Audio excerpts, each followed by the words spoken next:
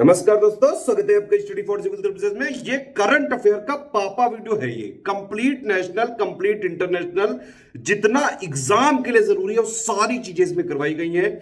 18 इसमें जो सेक्शन या टॉपिक वाइज भी करंट अफेयर इंक्लूडेड है, वन लाइनर भी है और प्लस मोस्ट एक्सपेक्टेड क्वेश्चंस भी हैं। अवार्ड्स एंड ऑनर से रिलेटेड हो गया, अपॉइंटमेंट हो गए, स्पोर्ट्स हो गए, समिट हो गए, रैंक एंड रिपोर्ट्स हो गए, इंपॉर्टेंट डेज हो गए, डेट्स हो गए, थीम्स हो गए, books, authors, science and technology से रिलेटेड जितने भी लेटेस्ट डेवलपमेंट है, स्कीम्स जो है गवर्नमेंट के कैंपेन्स हो गए, गवर्नमेंट के एप्स, पोर्टल्स हो गए, ऑबिटुअरी हो गई, डिफेंस हो गया, एग्रीमेंट हो गया, एप्स एंड पोर्टल्स हो गए, ब्रांड एम्बेसडर हो गए, जीआई टैग हो गए, साइक्लोन हो गया, प्लेसेस इन न्यूज हो गए और वन लाइनर हो गए। तो कंप्लीट करंट अफेयर है ये, नेशनल प्लस इंटरनेशनल, सभी स्टेट पीसीएस के लिए प्लस सभी वनडे एग्जाम्स के लिए बेहद जरूरी है। ये पूरा वीडियो जरूर देख लिया करिए हर बार। और यूपी पीसीएस की बिल्कुल शुरुआत से लेकर सिलेक्शन तक की तैयारी के ग्रुप हमारे चल रहे हैं। आप उसमें ज्वाइन करके वन स्टॉप डेस्टिनेशन है स्टडी फॉर सिविल सर्विसेज। सारे स्टेट पीसीएस के लिए, चाहे आप यूपी पीसीएस की तैयारी कर रहे हो, बीपीएससी की तैयारी कर रहे हो, आरएएस की तैयारी कर रहे हो, एचसीएस की तैयारी कर रहे हो, एमपीपीएससी की तैयारी कर रहे हो, उत्तराखंड पीसीएस की तैयारी कर रहे हो, तो स्टडी फॉर सिविल सर्विसेज का कंप्लीट जो है आप इनिशिएटिव ज्वाइन कर सकते हैं। कंप्लीट वन स्टॉप डेस्टिनेशन रहेगा, सिर्फ और सिर्फ उतना जितना सिलेक्शन के लिए जरूरी है।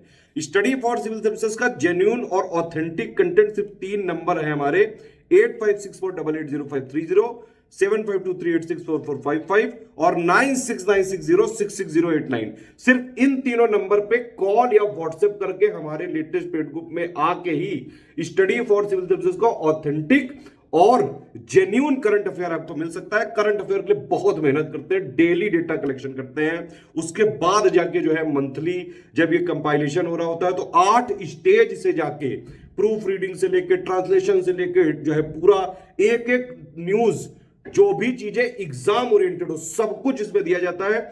स्टडी फॉर सिविल सर्विसेज का करंट अफेयर हाईली रिकमेंडेड होता है किसी भी वनडे एग्जाम के लिए, किसी भी स्टेट पीसीएस एग्जाम के लिए, इवन यूपीएससी के लिए, जो उसमें फैक्चुअल करंट अफेयर आता है। वीडियो को पूरा जरूर देख लीजिएगा। तो इस वाले वीडियो से ओवरऑल या टोटल करंट अफेयर आपका कवर हो जाएगा। बाकी UP special, Bihar special, MP special, Rajasthan special, Uttarakhand special और सारे स्टेट पीसीएस का आपको स्टडी फॉर सिविल सर्विसेज के यूट्यूब चैनल में मिलता रहेगा। तुरंत सब्सक्राइब कर लीजिए। पिछले 1 महीने का पूरा करंट अफेयर का पूरा कच्चा चिट्ठा, सब कुछ कॉम्प्रिहेंसिव एनालिसिस एक ही जगह यही मिलेगी आपको। स्टडी फॉर सिविल सर्विसेज के अप्रैल मंथ 2026 के मंथली करंट अफेयर के वीडियो में आप सभी साथियों का बहुत बहुत स्वागत है। आप सभी को पता है स्टडी फॉर सिविल सर्विसेज ही सबसे बेस्ट करंट अफेयर आपको डिलीवर कर रहा है पिछले 7 वर्षों से करीब। और स्टडी फॉर सिविल सर्विसेज को रिकॉग्नाइज किया गया है रैंक 1 नेहा पांचाल जी के द्वारा। 2024 यूपीपीएससी की रैंक 1 ने रिकॉग्नाइज किया कि प्रीलिम्स की तैयारी के दौरान उन्होंने स्टडी फॉर सिविल सर्विसेज के नेशनल इंटरनेशनल करंट अफेयर को और Uttar Pradesh special current affair को फॉलो किया था। आप भी कर सकते हैं। स्टडी फॉर सिविल सर्विसेज के यूपीपीएससी 2027 के प्रीलिम्स और मुख्य परीक्षा के बैच चल रहे हैं। आप इन गिवन नंबर्स पर बात करके, व्हाट्सएप मैसेज करके अधिक जानकारी इन बैचेस के बारे में प्राप्त कर सकते हैं। आरओ के लिए भी चल रहा है, बीओ के लिए भी चल रहा है और एचईओ के लिए भी हमारा बैच रनिंग है। आप व्हाट्सएप कर सकते हैं इन गिवन नंबर पर और कोर्सेज के बारे में अधिक जानकारी प्राप्त कर सकते हैं। सबसे पहले सेक्शन है आपका एग्रीमेंट का, समझौते। अब ज़्यादा नहीं पूछे जाते, इसी वजह से एग्रीमेंट सेक्शन बहुत लिमिटेड और सबसे मोस्ट इंपॉर्टेंट एग्रीमेंट्स का ही हम लोग रखते हैं। रेसिप्रोकल लॉजिस्टिक्स एक्सचेंज एग्रीमेंट हुआ है इंडिया और रशिया के बीच। इंडिया और रशिया के बीच लॉजिस्टिक्स एक्सचेंज एग्रीमेंट ये इनेबल करेगा दोनों ही देशों को, भारत और रशिया को, कि एक दूसरे के लॉजिस्टिक्स यूज़ कर सकते हैं। लॉजिस्टिक्स में क्या क्या आ जाएगा? लॉजिस्टिक्स में आ जाएगा military bases, naval port, airports, इन सबको अनुमति दी गई है कि रशिया हमारे कुछ military bases, naval ports, airports use कर सकता है किसी प्रोग्राम में या फिर कह सकते हैं किसी आकस्मिक समय में। बाकायदा एग्रीमेंट में सब शर्तें लिखी होती हैं और भारत रशिया के पोर्ट्स, नेवल पोर्ट्स, एयरपोर्ट्स आदि को इस्तेमाल कर सकता है कुछ विशेष परिस्थितियों में। तो ये एग्रीमेंट यहाँ पे 5 वर्ष के लिए किया गया है। इसको लॉजिस्टिक्स एक्सचेंज एग्रीमेट बोलते हैं। इसमें ये भी एग्रीमेंट किया गया है कि यहाँ पर कुछ ट्रूप्स जो है रशिया तैनात कर सकता है। हम भी रशिया के इस कह सकते हैं पोर्ट्स वगैरह पर ट्रूप्स वगैरह तैनात कर सकते हैं, लड़ाकू विमान, युद्धपोत वगैरह खड़े कर सकते हैं। तो ये एग्रीमेंट रशिया और भारत ने म्यूचुअली किया है। यूक्रेन और कतर ने डिफेंस एग्रीमेंट यहाँ पे किया है। तो इस समझौते का उद्देश्य मिसाइल और ड्रोन खतरों, विशेष रूप से ईरान का मुकाबला करने के लिए कतर और जो है यूक्रेन ने ये रक्षा समझौता किया है। ईरान यूएस का जब कन्फ्लिक्ट हुआ था तो इसमें हम लोग कह सकते हैं ईरान ने जो है कह सकते हैं थ्रेट पैदा किया था और भी देशों के लिए, अपने जो है अरब देशों के लिए, यूक्रेन आदि के लिए। तो ये यूक्रेन है। यूक्रेन ने यहाँ पर समझौता किया है कतर के साथ। कतर ये छोटा सा राष्ट्र है, आप देखेंगे यहाँ पे, ये यहाँ पे कतर है, पर्शियन गल्फ में छोटा सा राष्ट्र कतर है। और ईरान को काउंटर करने के लिए ये दोनों यहाँ पे एक हुए हैं, ये ईरान है। ठीक है, तो ये कुछ जियोपॉलिटिकल इवेंट्स देखते रहना चाहिए। हो सकता है इस एग्रीमेंट के बारे में कुछ भी डिटेल में नहीं आएगा, लेकिन इनकी रिलेटिव पोजीशन पूछ सकते हैं। यूक्रेन से बहुत दूर है कतर। कतर की कैपिटल है दोहा। अपॉइंटमेंट सेक्शन पे आ जाते हैं। टो लैम वियतनाम के नए राष्ट्राध्यक्ष बने हैं। ले मिन हंग ये प्राइम मिनिस्टर बने हैं वियतनाम के। वियतनाम को अगर हम देखें तो वियतनाम यहाँ पर है, ये यहाँ पे वियतनाम है। ठीक है, और वियतनाम की कैपिटल क्या है? हनोई है। वियतनाम की कैपिटल है हनोई। मिन ऑन्ग ह्वाइंग ये म्यांमार के राष्ट्राध्यक्ष बने हैं। आपको पता है कि 2021 में कोविड के बाद जो है तख्ता पलट हुआ था। ऑन्ग सान सू की लोकतांत्रिक सरकार को तख्ता पलट करके आर्मी ने वहाँ पे कूप कर लिया था, कब्जा कर लिया था। तो संसद द्वारा ये जो है लीडर चुने गए म्यांमार के राष्ट्राध्यक्ष मिन हांग ह्वाइंग फाइनली। ठीक है, रुमेन रादेव ये बुल्गारिया के नए प्रधानमंत्री बने हैं। बुल्गारिया की कैपिटल क्या है? सोफिया। बुल्गारिया के बारे में अगर बात करें तो ये किसको फेस करता है? ब्लैक सी को। सम्राट चौधरी बिहार के नए चीफ मिनिस्टर ही नियुक्त हुए थे नीतीश कुमार जी के हटने के बाद। और जो है कह सकते हैं इनको बिहार के राज्यपाल सैयद अता हसनैन ने शपथ दिलाई थी। ये पॉलिटिकल इवेंट्स वैसे ज़्यादा महत्वपूर्ण नहीं होते हैं, लेकिन बीपीएससी जैसे कुछ पूछ लेता है एग्जाम में। एईडीओ पेपर में ये सवाल पूछा था। बीपीएससी एईडीओ में ये प्रश्न आपसे पूछा था, एईडीओ जीएस पेपर में, कि जैसे भारतीय जनता पार्टी कितने वर्षों बाद दिल्ली में सत्ता में लौटी थी, तो इसका आंसर जो है 27 ईयर्स है। तो ऐसे कुछ चीज़ें बीपीएससी पूछना और वनडे एग्जाम्स जो है पूछना पसंद करते हैं। आगे बढ़ते हैं हम लोग। मेनका गुरुस्वामी ये चर्चा में थी। India first openly queer MP बनी थी। और जो है कह सकते हैं टीएमसी तृणमूल कांग्रेस ने इनको जो है राज्यसभा भेजा था। तो मेनका गुरुस्वामी ने शपथ ली थी 6 अप्रैल 2026 को। और कह सकते हैं India first openly queer MP थी। ये टीएमसी से हैं, ध्यान रखिएगा। आगे रिनी संपत वाशिंगटन डीसी में मेयर पद के लिए चुनाव में खड़ी होने वाली पहली दक्षिण एशियाई साउथ एशियन उम्मीदवार बनी थी। रिनी संपत बेसिकली इंडिया तमिलनाडु में जन्मी थी, थेनी तमिलनाडु नामक जगह पर। तो जो है ये मेयर के पद पर चुनाव लड़ने वाली फर्स्ट साउथ एशियन ये बनी है। आगे अगर जीत जाती हैं तो और भी न्यूज़ बड़ी होगी है, वरना ये तो जरूरी है ही। हरिवंश नारायण सिंह जनता दल यूनाइटेड से नए डिप्टी चेयरपर्सन या फिर कह सकते हैं थर्ड टाइम ये अपॉइंट हुए हैं deputy chairperson of Rajya Sabha. Third time deputy chairperson of Rajya Sabha ये अपॉइंट हुए हैं 2026 से 32 टर्म के लिए। और लगातार 2018 से बने हुए हैं। फर्स्ट नॉमिनेटेड मेंबर जिन्होंने डिप्टी चेयरपर्सन बनने का ये रिकॉर्ड बनाया है। ध्यान रखिएगा, हरिवंश नारायण सिंह थर्ड टाइम राज्यसभा के डिप्टी चेयरपर्सन बने हैं। डिप्टी चेयरपर्सन राज्यसभा में सदस्यों द्वारा ही सिंपल मेजोरिटी से चुन लिए जाते हैं। इन्हें निर्विरोध चुने गए थे, वरना ये आशा है कि कोई कैंडिडेट जो है इनके अगेंस्ट में खड़ा ही नहीं हुआ, तो इन्हीं को रीअपॉइंट कर लिया गया। निर्विरोध राज्यसभा में उपसभापति नियुक्त किया गया इनको। जॉन टर्नस एप्पल आईएनसी के नए मुख्य कार्यकारी अधिकारी। बहुत बड़ी कंपनी है एप्पल, तो इसके सीईओ का नाम आगे पूछा जा सकता है। जॉन टर्नस ये किसकी जगह पर आए हैं? ये आए हैं जो है टिम कुक की जगह पर। टिम कुक बने थे 2021 में। श्रीकांत वेल माकन्नी नैस्कॉम के अध्यक्ष बने। श्रीकांत वेल माकन्नी नैस्कॉम के अध्यक्ष। आगे बढ़ते हैं। अशोक कुमार लाहिड़ी, इनका अपॉइंटमेंट बहुत ज़्यादा इंपॉर्टेंट है, ध्यान रखिएगा। इस पर स्टार मार्क कर दिया हमने, क्योंकि ये नए वाइस चेयरपर्सन बने हैं नीति आयोग के। नए वाइस चेयरपर्सन नीति आयोग के बने हैं। सुमन बैरी सुपर एनुएट हो रहे हैं, इनका कार्यकाल खत्म हो रहा है, तो सुमन बैरी की जगह पर ये आए हैं नीति आयोग के वाइस चेयरपर्सन। प्रेजेंट सीईओ कौन है नीति आयोग के? निधि छिब्बर, ये अपॉइंट हुई थी मार्च में। ठीक है, मार्च में। आगे साध्वी निरंजन ज्योति राष्ट्रीय पिछड़ा वर्ग आयोग की नई अध्यक्ष बनी है।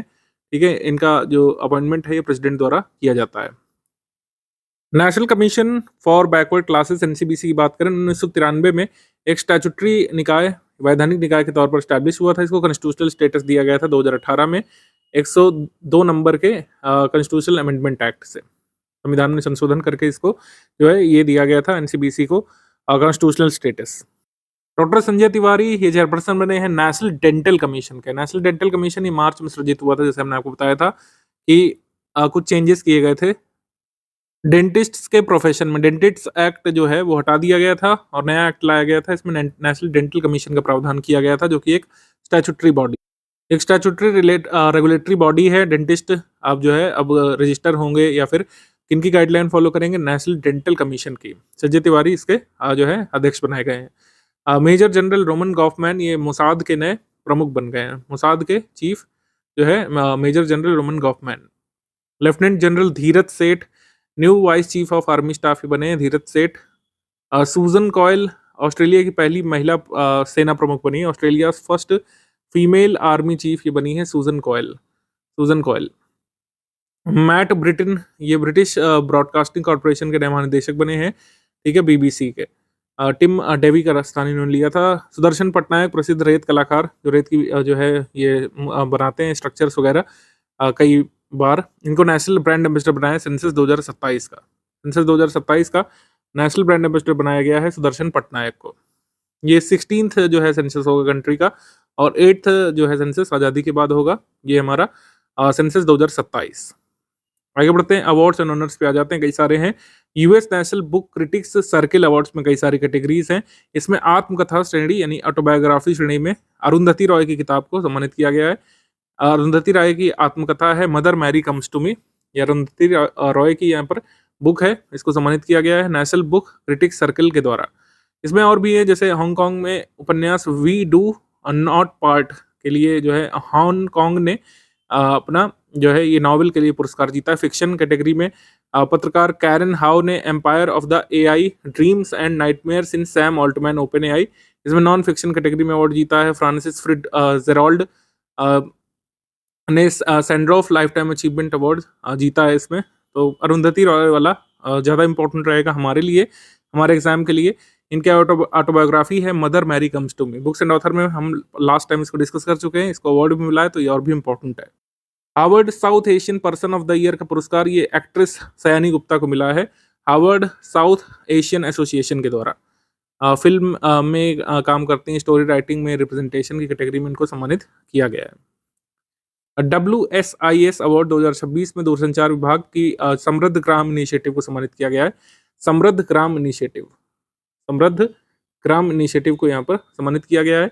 भारत नेट के माध्यम से समृद्धि केंद्रों के द्वारा स्वास्थ्य, शिक्षा, कृषि और ई गवर्नेंस जैसी एकीकृत फिजिटल यानी फिजिकल और डिजिटल सेवाएं इसमें प्रदान की जाती हैं। समृद्ध ग्राम इनिशिएटिव। आगे बढ़ते हैं हम लोग। WWF मछली नेशनल अवार्ड ये मिला है WWF इंडिया और प्रभा खेतान फाउंडेशन की तरफ से अनीता चौधरी को। अनीता चौधरी एक फॉरेस्ट गार्ड है, Shergarh wild life sanctuary Rajasthan में तैनात है, ठीक है। ये WWF मछली नेशनल अवार्ड है। उसके बाद WWF world wide fund for nature का नेशनल अवार्ड मिला है N अलीम यूसुफ को। ये ज़्यादा इंपॉर्टेंट अवार्ड है।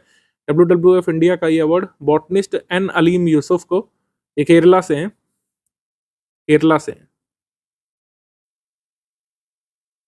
इनको ये पुरस्कार मिला है इन्वेसिव प्लांट स्पीशीज को आइडेंटिफाई करने के लिए केरल में AI पावर्ड एक ऐप डेवलप करने के लिए। मतलब इस AI पावर्ड ऐप से केरल में कोई भी किसी पौधे की फोटो खींचकर बता सकता है कि ये नेटिव स्पीशीज है कि इन्वेसिव स्पीशी है।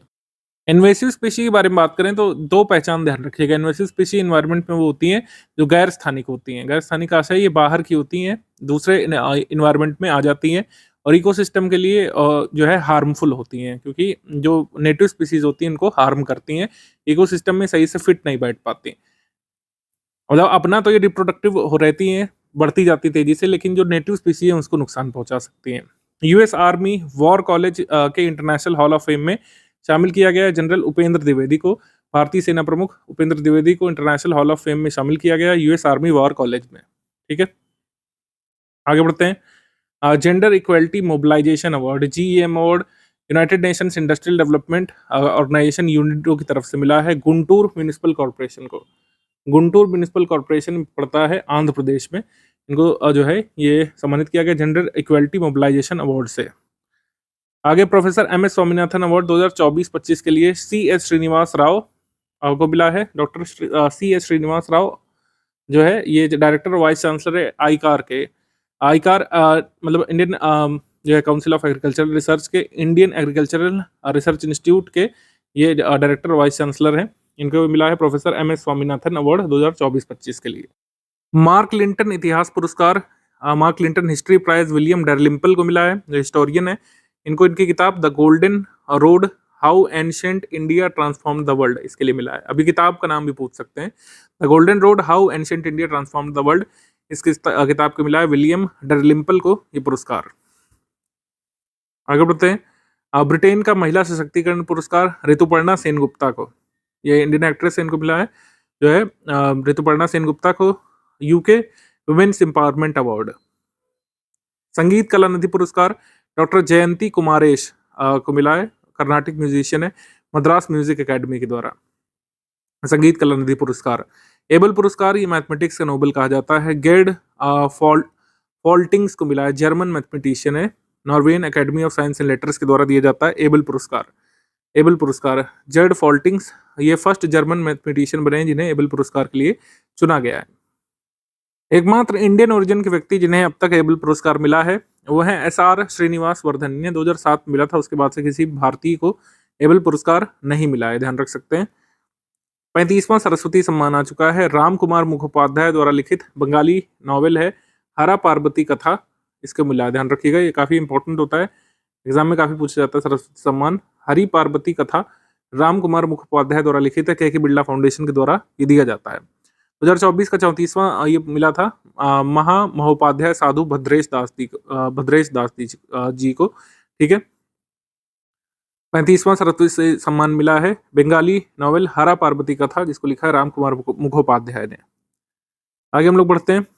नाइटहुड सम्मान किंग चार्ल्स थर्ड के द्वारा ये दिया गया है N चंद्रशेखरन को, chairperson of Tata group N Chandrasekaran, इन्हें मिला है नाइटहुड, ठीक है, जो मिला करता था नाइटहुड ब्रिटिश पीरियड में, मतलब जो नाइटहुड है ये इसे कहा जाता है knight commander of the most excellent order of the British empire. आगे KISS मानवतावादी पुरस्कार ये मिला है नीता अंबानी को। Shortlist international Booker prize की जो बनी थी, इसमें 4-5 या 6 किताबें रह जाती हैं और अल्टीमेटली एक किताब को मिलता है, जून मंथ में आ जाएगा ये या मई लास्ट में इंटरनेशनल बुकर प्राइज, वो जरूरी होगा, लेकिन आजकल ये भी पूछ लेते हैं शॉर्ट लिस्ट में किसे चुना गया है। तो शॉर्ट लिस्ट में पद्मा विश्वनाथन जो कि Indian burn Canadian American author और ट्रांसलेटर है, उनका नाम शॉर्ट लिस्ट में है। अब देखते हैं फाइनल लिस्ट में इनका नाम आता है कि नहीं आता है, लेकिन इंटरनेशनल बुकर प्राइज जरूरी होता है। शॉर्ट लिस्ट में भी पूछ सकते हैं कि किसकी कह सकते हैं, इंडियन ऑथर की या फिर इंडियन ओरिजिन के ऑथर की बुक को शॉर्ट लिस्ट किया गया था। तो Padma Viswanathan Brazilian author Ana Paula Maia की novel on earth as it is beneath, इसके मतलब ट्रांसलेशन के लिए ये चुना गया है पद्मा विश्वनाथन को। नॉवेल लिखी है ब्राजीलियन ऑथर एना पोला माया ने, लेकिन इनकी जो नॉवेल है इसको इंग्लिश में ट्रांसलेट करने का श्रेय जाता है किसको, पद्मा विश्वनाथन को। तो शॉर्ट लिस्ट में इनका नाम है, आगे देखते हैं फाइनल लिस्ट में आता है कि नहीं आता है। इंटरनेशनल बुकर पुरस्कार जब भी आएगा मई मंथ में या फिर जून मंथ में, वो हम बताएंगे। Para Archer of the year का पुरस्कार मिला है वर्ल्ड आर्चरी के द्वारा शीतल देवी को। शीतल देवी आर्मलेस आर्चर के नाम से भी जानी जाती हैं, ठीक है, शीतल देवी। मिस यूनिवर्स बिहार 2026 ये रूपाली भूषण एक खगड़िया से चुनी गई थी, बिहार के लिए जरूरी है मिस यूनिवर्स बिहार, ये बिहार करंट अफेयर के लिहाज से जरूरी है, ओवरऑल नहीं याद रखना है सभी को। तो कुछ चीज़ें स्टेट स्पेसिफिक होती हैं, बिहार करंट अफेयर वाले जरूर देखेंगे, नेशनल इंटरनेशनल वाले इसको चाहे तो हटा भी सकते हैं। 61वां फेमिना मिस इंडिया, इसकी विनर रही थी Sadhvi Satish Sail. Femina Miss India 2026 winner Sadhvi Satish Sail. ये फेमिना ये एक्चुअली जो मिस इंडिया पुरस्कार इसको इस तरीके से लिखा जाता है प्रॉपरली, मिस इंडिया पुरस्कार यही है जो हर साल होता है, फेमिना मैगजीन के द्वारा जो कराया जाता है। विनर थी साध्वी सतीश सैल। ये कहाँ पे आयोजन हुआ था, भुवनेश्वर ओडिशा में। कनेक्टिंग द डॉट्स इस बार थीम थी। ये गोवा की पहली महिला है जो मिस इंडिया ये बनी है। आगे बढ़ते हैं। रामनाथ गोयन का उत्कृष्टता पत्रकारिता पुरस्कार 24 पत्रकारों को 19 श्रेणी में पुरस्कृत किया गया है। इसमें बेसिकली ये जर्नलिज्म के लिए अवार्ड होता है, जैसे एग्जाम में ये भी आ सकता है कि रामनाथ गोयन का पुरस्कार ये किस क्षेत्र में दिया जाता है, तो ये दिया जाता है जर्नलिज्म में, पत्रकारिता में ये दिया जाता है, पत्रकारिता के लिए। गोल्डमैन पुरस्कार इन्वायरमेंट कार्यकर्ताओं को दिया जाता है, 6 महिला इन्वायरमेंट कार्यकर्ताओं को दिया गया है, ग्रीन नोबेल भी इसको कहा जाता है, ठीक है। गोल्डमैन इन्वायरमेंट पुरस्कार इरोनो तानशी को मिला है, इरोरो तानशी ये नाइजीरिया से। उसके बाद मिला है बोरिम किम को साउथ कोरिया से, सारा फिंच को यूनाइटेड किंगडम से, और थियोनिला रोका मतोत पापुआ न्यू गिनी से। इन्हें मिला है एलेना आकाक हार्ली यूएसए और मोरेल्स ब्लांको कोलंबिया से। इनका इंडिविजुअल योगदान भी दिया हुआ है, वो ज़्यादा ज़रूरी नहीं रहेगा आपके लिए, और जब भारतीय को पुरस्कार मिलता है तो वो ज़्यादा ज़रूरी होता है। आप खाली इनके देश, उनके नाम देख सकते हैं एग्जाम के लिए। विजडन क्रिकेटर एल्मनाक जो बनती है, इसमें Wisden leading male cricketer of the year या men's cricketer of the year Mitchell Starc Australia से चुने गए। Wisden leading female cricketer of the year का पुरस्कार दीप्ति शर्मा को इंडिया से। Wisden T20 cricketer of the year का पुरस्कार अभिषेक शर्मा इंडिया, और best test performance Shubman Gill India. ठीक है, ध्यान रखिएगा। बुक्स एंड ऑथर में tides of time, India's history through murals in parliament, ये सुधा मूर्ति किताब है, सुधा मूर्ति। सब पर राम तपस्वी राजा, ये आशुतोष अग्निहोत्री ने किताब लिखी है, मणिपुर के राज्यपाल ने इसका विमोचन किया था। सब पर राम तपस्वी राजा। The curious and the classified, unearthing military myths and mysteries, ये जनरल MM नरावणे की किताब है, फॉर्मर आर्मी चीफ ये हैं, आजकल ऑथर हैं। The curious and the classified, unearthing military myths and mysteries, ये किताब है MM मनोज मुकुंद नरावणे की। डेट थीम में राजस्थान फाउंडेशन डे 30 मार्च को होता है। International transgender day of visibility 31 मार्च को। इंटरनेशनल ड्रग चेकिंग डे 31 मार्च को। वर्ल्ड बैकअप डे 31 मार्च को। ठीक है, उत्कल दिवस या ओडिशा दिवस 1 अप्रैल को। भाषा के आधार पर जो है कह सकते हैं दर्जा इसको मिला था इन ब्रिटिश पीरियड। वैसे तो भाषा के आधार पर पहला डिवीजन आंध्र प्रदेश माना जाता है इंडिपेंडेंट इंडिया में, लेकिन ब्रिटिश पीरियड में, ड्यूरिंग ब्रिटिश पीरियड यहाँ पर लिखना जरूरी है, अदरवाइज कंफ्यूजन रहेगा। ब्रिटिश पीरियड में भाषा के आधार पर इसका विभाजन किया गया था, ड्यूरिंग ब्रिटिश पीरियड। आगे बढ़ते हैं। 92वां भारतीय रिजर्व बैंक स्थापना दिवस 1 अप्रैल को। आरबीआई एक्ट 1934 के तहत 1 अप्रैल 1935 को आरबीआई की स्थापना हुई थी। अंधापन रोकथाम दिवस, ब्लाइंडनेस जो है प्रिवेंशन वीक, 1 से 7 जो है अप्रैल को मनाया गया था। ठीक है, आगे बढ़ते हैं। विश्व ऑटिज्म जागरूकता दिवस, ये 2 अप्रैल को मनाया जाता है। Autism awareness day. खदान जागरूकता और खदान कार्रवाई में सहायता के लिए अंतर्राष्ट्रीय दिवस 4 अप्रैल को। 63वां नेशनल मैरीटाइम डे 5 अप्रैल को। मैरीटाइम डे 5 अप्रैल को। मैरीटाइम इंडिया एम्पावरिंग प्रोग्रेस इस बार थीम थी। आगे बढ़ते हैं। इंटरनेशनल डे ऑफ कॉन्शियंस, ये 5 अप्रैल को जो है। 13वां विकास और शांति के लिए अंतर्राष्ट्रीय खेल दिवस, international day of sports for development in peace 6 अप्रैल को। भारतीय जनता पार्टी का 47वां स्थापना दिवस 6 अप्रैल को। वर्ल्ड हेल्थ डे ये 7 अप्रैल को। टुगेदर फॉर हेल्थ जो है स्टैंड विद साइंस इस बार थीम थी, world health day. Homeopathy day 10 जो है कह सकते हैं अप्रैल को मनाया जाता है। जर्मन चिकित्सक डॉक्टर क्रिश्चियन फ्रेडरिक सैमुअल हॉनीमैन ने होम्योपैथी का आविष्कार किया था। होम्योपैथी पद्धति के जनक इनको कहा जाता है। होम्योपैथी डे मनाया गया था। आगे बढ़ते हैं हम लोग। वर्ल्ड पार्किंसंस डे ये 11 अप्रैल को मनाया जाता है। नेशनल सेफ मदरहुड डे 11 अप्रैल को। International day of human space flight 12 अप्रैल को। जलियांवाला बाग की वर्षगांठ ये 13 अप्रैल को मनाई जाती है। शगास डिसीज डे 14 अप्रैल को। भीमराव अंबेडकर जी की जयंती 14 अप्रैल को। और हिमाचल दिवस ये 15 अप्रैल को। हिमाचल दिवस 15 अप्रैल को। अंतर्राष्ट्रीय वेलनेस इंटरनेशनल वेलनेस डे 15 अप्रैल को। वर्ल्ड आर्ट डे 15 अप्रैल को। ठीक है, और वर्ल्ड वॉइस डे ये 16 अप्रैल को। सेव द एलिफेंट डे ये 16 अप्रैल को। सेव द एलिफेंट डे 16 अप्रैल को। वर्ल्ड एलिफेंट डे अलग होता है, ध्यान रखिएगा। वर्ल्ड एलिफेंट डे ये 12 अगस्त को मनाया जाता है, और सेव द एलिफेंट डे ये अलग है। आगे बढ़ते हैं। वर्ल्ड हीमोफीलिया डे 17 अप्रैल को। Diagnosis first step to care ये थीम थी। वर्ल्ड हेरिटेज डे ये 18 अप्रैल को। वर्ल्ड हेरिटेज डे 18 अप्रैल को। इस बार थीम थी emergency responses for living heritage in context of conflict and disasters. World liver day ये 19 अप्रैल को मनाया जाता है। सॉलिड हैबिट स्ट्रॉन्ग लीवर ये थीम थी। वर्ल्ड लीवर डे 19 अप्रैल को। चाइनीज लैंग्वेज डे ये 20 अप्रैल को।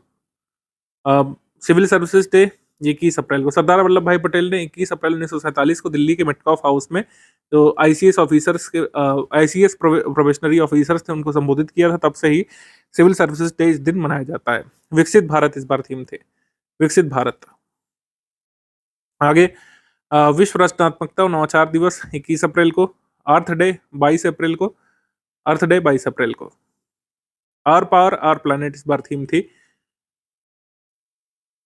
अंग्रेजी भाषा दिवस ये 23 अप्रैल को शेक्सपियर के जन्म और मृत्यु के दिवस पर मनाया जाता है, क्योंकि एक ही डेट है ऐसा मानते हैं। जिस दिन जन्म हुआ उसी दिन मृत्यु हुई थी शेक्सपियर की, 23 अप्रैल। स्पेनिश लैंग्वेज डे ये भी 23 अप्रैल को। आगे world book and copyright day 23 अप्रैल को। खोंगजोम दिवस, खोंगजोम ये रिवोल्ट हुआ था। ये योद्धाओं ने जो है मातृभूमि की रक्षा में अंग्रेज सेना से लड़ाई लड़ी थी, ब्रिटिश सेना से 1891 में। तो खोंगजोम रिवोल्ट भी ध्यान रखिएगा, ये 1891 का है, ऐसे भी आ सकता है।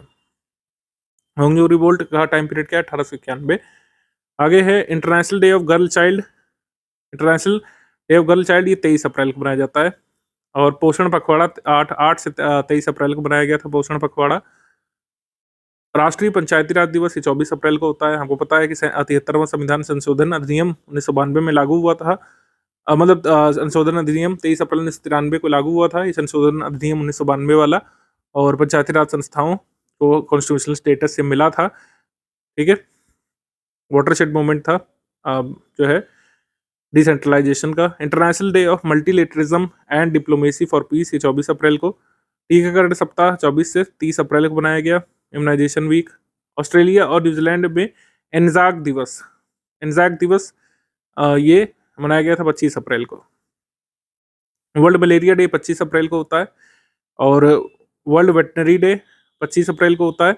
इंटेलेक्चुअल प्रॉपर्टी डे 26 अप्रैल को होता है। International Chernobyl disaster remembrance day 26 अप्रैल को। World day for safety and health at work 28 अप्रैल को। भूकंप पीड़ितों की स्मृति में अंतर्राष्ट्रीय दिवस 29 अप्रैल को। इंटरनेशनल डांस डे 29 अप्रैल को। आयुष्मान भारत दिवस 30 अप्रैल को। और जैज दिवस 30 अप्रैल को। कुछ डे हम इनमें से हटा भी देंगे, जो आपकी फाइनल पीडीएफ में आएगा वही सारे डेज आपको ध्यान रखने हैं। कई बार हमें लगता है कि पढ़ाते समय कि हाँ ये भी ठीक है, लेकिन फाइनल ड्राफ्ट में कुछ डेज हम हटा देंगे, तो जो पीडीएफ में रहेगा वही मानिएगा। आगे साइंस टेक पे आ जाते हैं। India first indigenously developed quantum computing test facility, इसको इनॉग्रेट कर दिया गया है। आंध्र प्रदेश सीएम चंद्रबाबू नायडू ने फॉर्मली इनॉग्रेट किया India first indigenous quantum computing reference facility. India जो है indigenous quantum computing reference facility, इसको कहेंगे प्रॉपरली अगर बोले तो। लेकिन हमारे वनडे एग्जाम में उड़ता उड़ता सवाल पूछते हैं। वो क्या पूछेंगे कि भारत का पहला इंडिजिनस क्वांटम कंप्यूटर कहाँ पे लगाया जाएगा, तो उसका उत्तर हो जाएगा एसआरएम यूनिवर्सिटी आंध्र प्रदेश में, ठीक है। वर्ल्ड क्वांटम डे 14 अप्रैल के दिन इन्होंने इसको इनॉग्रेट कर दिया था, एसआरएम यूनिवर्सिटी आंध्र प्रदेश में। Indigenous quantum computing reference facility. Amravati quantum valley जो बन रही है उसी का एक भाग है नेशनल क्वांटम मिशन के अंतर्गत। साइलेंट वैली राष्ट्रीय उद्यान के जंगलों में एक द्विलिंगी केकड़े की खोज की गई थी। मतलब जो लोग भी जूलॉजी वगैरह में इंटरेस्ट रखते हैं तो ये काफ़ी एक अनूठी खोज थी, जिसमें ऐसा केकड़ा खोजा गया जिसमें गाइनो एंड्रोमॉर्फी देखी गई, यानी कि आधे नर और आधे मादा जैसा वो केकड़ा दिख रहा है। तो शारीरिक रूप से दो लिंगों में विभाजित है, हालांकि उसके दोनों लिंग फंक्शनल नहीं है, ठीक है। तो स्त्रीलिंग और पुल्लिंग दोनों ही सेक्सुअल फीचर मतलब सेक्सुअल ऑर्गन्स और गोनाड्स इस केकड़े में मौजूद हैं। साइलेंट वैली से ये पाया गया है। साइलेंट वैली नेशनल पार्क कहाँ पे? केरल में पड़ता है, वेस्टर्न घाट्स में, आपको पता है। मेल और फीमेल कैरेक्टरिस्टिक्स के साथ ये साइलेंट वैली में केकड़ा खोजा गया है, ये ध्यान रख सकते हैं। आगे भारत की पहली स्वदेशी हाइड्रोजन चलित ट्रेन का दोलन परीक्षण पूरा किया गया है, oscillation test. India first indigenously developed hydrogen power train, इसने अपना ऑस्किलेशन टेस्ट पूरा किया है जींद सोनीपत रूट पर हरियाणा में, ठीक है। 10 कोच वाली ये अभी विश्व की सबसे लंबी हाइड्रोजन ट्रेन होगी। अभी इसका कैपेसिटी है 1200 HP की और 105 किलोमीटर पर आवर पे चल रही है। इसका ट्रायल जो है किसने किया था? Research design and standards organisation RDSO ने। और भारत जब ये फैसिलिटी शुरू कर लेगा तो जो है कह सकते हैं हाइड्रोजन पावर ट्रेन भारत चलाने लगेगा, तो ऐसे देशों में शामिल हो जाएगा जैसे जर्मनी, स्वीडन, जापान और चाइना, जिनके पास हाइड्रोजन पावर्ड ट्रेन की सुविधा अवेलेबल हो गई है। भारत जो है जामुन या सिजीजियम का उद्गम स्थल और प्रारंभिक विविधीकरण केंद्र हुआ करता था, ये खोज की गई। एक्चुअली कुछ फॉसिल खोजे गए हैं। बीरबल साहनी पुरा विज्ञान संस्थान के वैज्ञानिकों ने अध्ययन किया है कि कुछ ऐसे फॉसिल खोजे गए हैं जिससे हमें ये परिणाम मिला है कि जामुन की खोज भारत में हुई थी। अभी तक हम क्या मानते हैं कि सिजगम या फिर जामुन जो है ये भारत का नहीं है था। मतलब इसकी उत्पत्ति जो है 51 मिलियन वर्ष पहले या तो ऑस्ट्रेलिया में हुई होगी या दक्षिण पूर्व एशिया में हुई होगी। अभी तक हम ऐसा मान के चल रहे थे, लेकिन अब हम ऐसा मान सकते हैं कि इसकी उत्पत्ति जो है भारत में कहीं पर गोंडवाना डिपॉजिट्स में हुई थी। हिमाचल प्रदेश के कसौली फॉर्मेशन में जीवाश्मों की खोज की गई तो इसमें पता चला है कि 20 मिलियन वर्ष पहले से ये मायोसीन काल से ये फॉसिल संरक्षित था और इसमें जामुन के अवशेष मिले हैं। तो जामुन की उत्पत्ति भारत की है ऐसा अब हम मान सकते हैं। अभी तक हम ये मानते थे कि ऑस्ट्रेलिया का ओरिजिन है जामुन का। मेटा का नया AI model Muse Spark. AI model किसका कौन सा है, ये कई बार एग्जाम में पूछा जाता रहता है। तो जो एआई मॉडल ये मेटा का है, इसका नाम है म्यूज पार्क। जैसे गूगल वालों का कौन सा है, इमेज जनरेशन वाला मॉडल, उसको नैनो बनाना बोलते हैं। नैनो बनाना ये गूगल वालों का है। जेमिनाई ये गूगल वालों का है। तो ये सब पूछ सकते हैं, मैचिंग में आ सकता है। अब एआई का ज़माना है तो हम लोग एआई तो सीखें ही, फैक्चुअल क्वेश्चंस भी टैकल करना आना चाहिए एआई से संबंधित। ठीक है, आगे बढ़ते हैं। सरल एआई। अब सरल एआई क्या है भाई? तो जो अनुसंधान नेशनल रिसर्च फाउंडेशन ने बनाया है सरल एआई, ये एआई बेस्ड प्लेटफॉर्म है। ये काम क्या करेगा कि जो रिसर्च वर्क है, कई बार जो रिसर्च वर्क होता है बहुत कॉम्प्लेक्स साइंटिफिक लैंग्वेज में लिखा रहता है, लोग समझ नहीं पाते हैं। तो ये क्या करेगा सरल एआई, एआई संबंधित जो भी रिसर्च है उसको सोशल मीडिया लैंग्वेज में हमारे सामने प्रेजेंट कर देगा, जिससे लोग उसको पढ़ सके। लोगों को ईजी को चाहिए, लोगों को रील जैसा सब कुछ चाहिए, तो वैसा ही कर देगा कि जो भी रिसर्च पेपर है या फिर रिसर्च आर्टिकल है उसको पढ़ने योग्य सोशल मीडिया सामग्री में परिवर्तित कर देगा, मतलब एक पोस्ट के माध्यम से आप समझ जाएंगे। आगे गगनयान मिशन के लिए दूसरा एयर ड्रॉप टेस्ट किया गया है। ठीक है, अब गगनयान से संबंधित जब तक ये मिशन लॉन्च नहीं हो जाता तब तक ये सब चीज़ें हमारे लिए जरूरी रहेंगी। चिनूक हेलीकॉप्टर से जो है इसको जो है ड्रॉप किया गया था। इसरो ने 5.7 टन का क्रू मॉडल जो है चिनूक हेलीकॉप्टर से गिराया था पैराशूट टेस्टिंग के लिए। ठीक है, और इसमें 10 पैराशूट का यूज़ किया गया था। आगे बढ़ते हैं। विश्व का सबसे बड़ा single piece 3D printed booster engine ignite का सफल परीक्षण किया है अग्निकुल कॉस्मोस ने। Single piece 3D printed booster engine ignite का सफल परीक्षण किया गया है। इसको वर्ल्ड का सबसे बड़ा रॉकेट इंजन बोल रहे हैं, जिसे एक ही 3D प्रिंटेड पीस से बनाया गया है। इग्नाइट इसका नाम है। आगे बढ़ते हैं हम लोग। अरुणाचल प्रदेश में तितली की नई प्रजाति का नाम जुबिन गर्ग गायक जो है उनके नाम पर रखा गया है। ठीक है, असम के सिंगर जुबिन गर्ग के नाम पर एक न्यू बटरफ्लाई स्पीसी का नाम यहाँ पे रखा गया है। इसका नाम रखा गया है यूथालिया जुबिन गार्गी। इसको लिपार्डा district North Eastern state Arunachal Pradesh से खोजा गया था। साइंटिस्ट ने जुबिन गर्ग को ट्रिब्यूट देने के लिए इसका नाम जुबिन गर्ग के नाम पर रख दिया है। आगे नासा का आर्टेमिस सेकंड मिशन जो है जो कह सकते हैं नासा के आर्टेमिस प्रोग्राम का फर्स्ट मैन्ड मिशन ये भेजा गया था। ठीक है, 1 अप्रैल 2026 को फ्लोरिडा से। और इसमें 4 एस्ट्रोनॉट सवार हैं, Reid Wiseman, Victor Glover, Christina Koch और जेरेमी हैंसन। ये जो है ट्रैवल करेंगे काफ़ी लंबे डिस्टेंस तक। ठीक है, अपोलो 13 मिशन 1970 जो इनका था नासा वालों का, ये अब तक सबसे दूर वाला मिशन था। लेकिन अब ये मिशन जो है उससे भी दूर वाला मिशन रहेगा। सबसे ज़्यादा डिस्टेंट मिशन ये नासा का रहेगा Artemis second. Artemis second Artemis first जब हुआ था तब काफ़ी पूछा गया था आर्टेमिस सेकंड के बारे में। कम से कम ये जो यात्री हैं इनके नाम एक बार देख लीजिएगा। 4 यात्री यहाँ पे इन लोगों ने भेजे हैं सबसे लंबी दूरी तय करने के लिए। भारत के पहले प्रोटोटाइप फास्ट ब्रीडर रिएक्टर ने पहली बार क्रिटिकलिटी स्टेटस प्राप्त कर लिया है। 500 मेगावाट के प्रोटोटाइप फास्ट ब्रीडर रिएक्टर ने पहली बार क्रिटिकलिटी यानी कि नियंत्रित विखंडन श्रृंखला प्रतिक्रिया की शुरुआत की प्राप्ति कर ली है। ये काफ़ी इंपॉर्टेंट होता है कि मतलब एक ऐसा, आप बहुत आसान भाषा में समझिए कि ये ऐसा स्टेज है जिसमें कंट्रोल्ड न्यूक्लियर रिएक्शन परफॉर्म किया जा सकता है। ठीक है, एक सतत और नियंत्रित नाभिकीय विखंडन श्रृंखला आरंभ होना शुरू हो जाती है, इसको क्रिटिकलिटी बोलते हैं। ठीक है, और विद्युत उत्पादन की दिशा में पहला आवश्यक कदम होता है। मतलब न्यूक्लियर से हम लोग बिजली बना सकते हैं, उसमें पहला एक इम्पॉर्टेंट स्टेप जो है ये इंडिया ने अचीव कर लिया है। कहाँ पे अचीव किया ये आप पूछ सकते हैं। ठीक है, वो कहाँ पे किया गया ये तो मतलब क्लासिफाइड है, ये तो भारत ने नहीं बताया है कहाँ पे किया है, लेकिन इसको ऑपरेट किसने किया है? Nuclear power corporation of India limited NPCIL ने किया है। ठीक है, NPCIL ने इसको ऑपरेट किया है।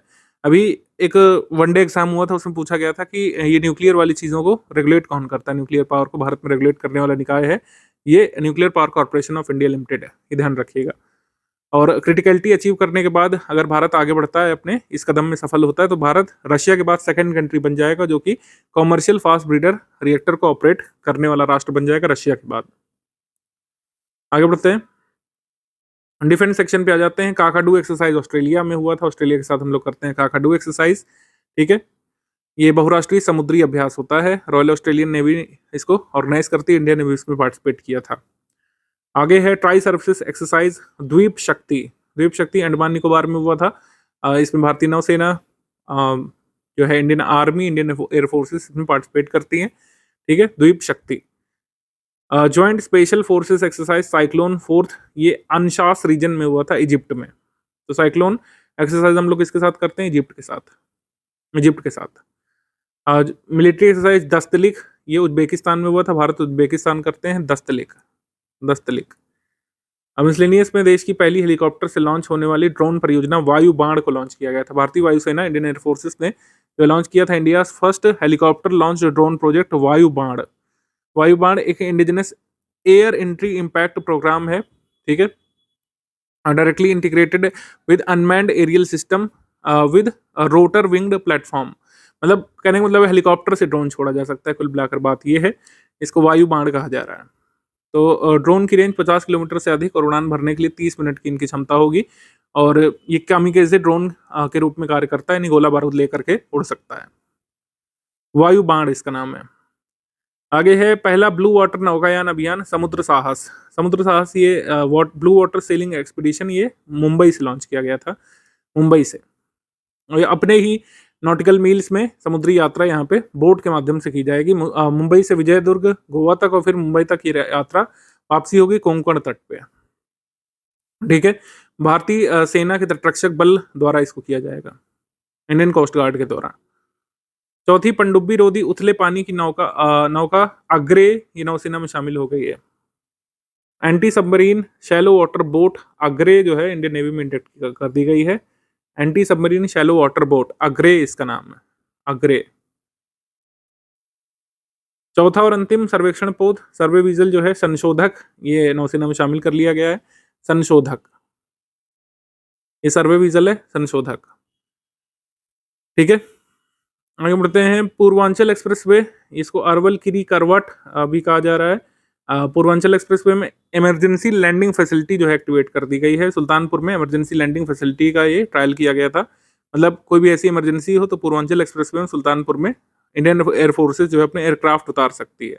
कौन कौन से एयरक्राफ्ट उतार सकती है? Jaguar, Miraj 2000, Sukhoi 30 MKI, C-295, AN-32, ये सब हेलीकॉप्टर जो है ये इमरजेंसी लैंडिंग ये कराए जा सकते हैं किसी भी युद्ध वगैरह की स्थिति में या फिर आपात स्थिति में।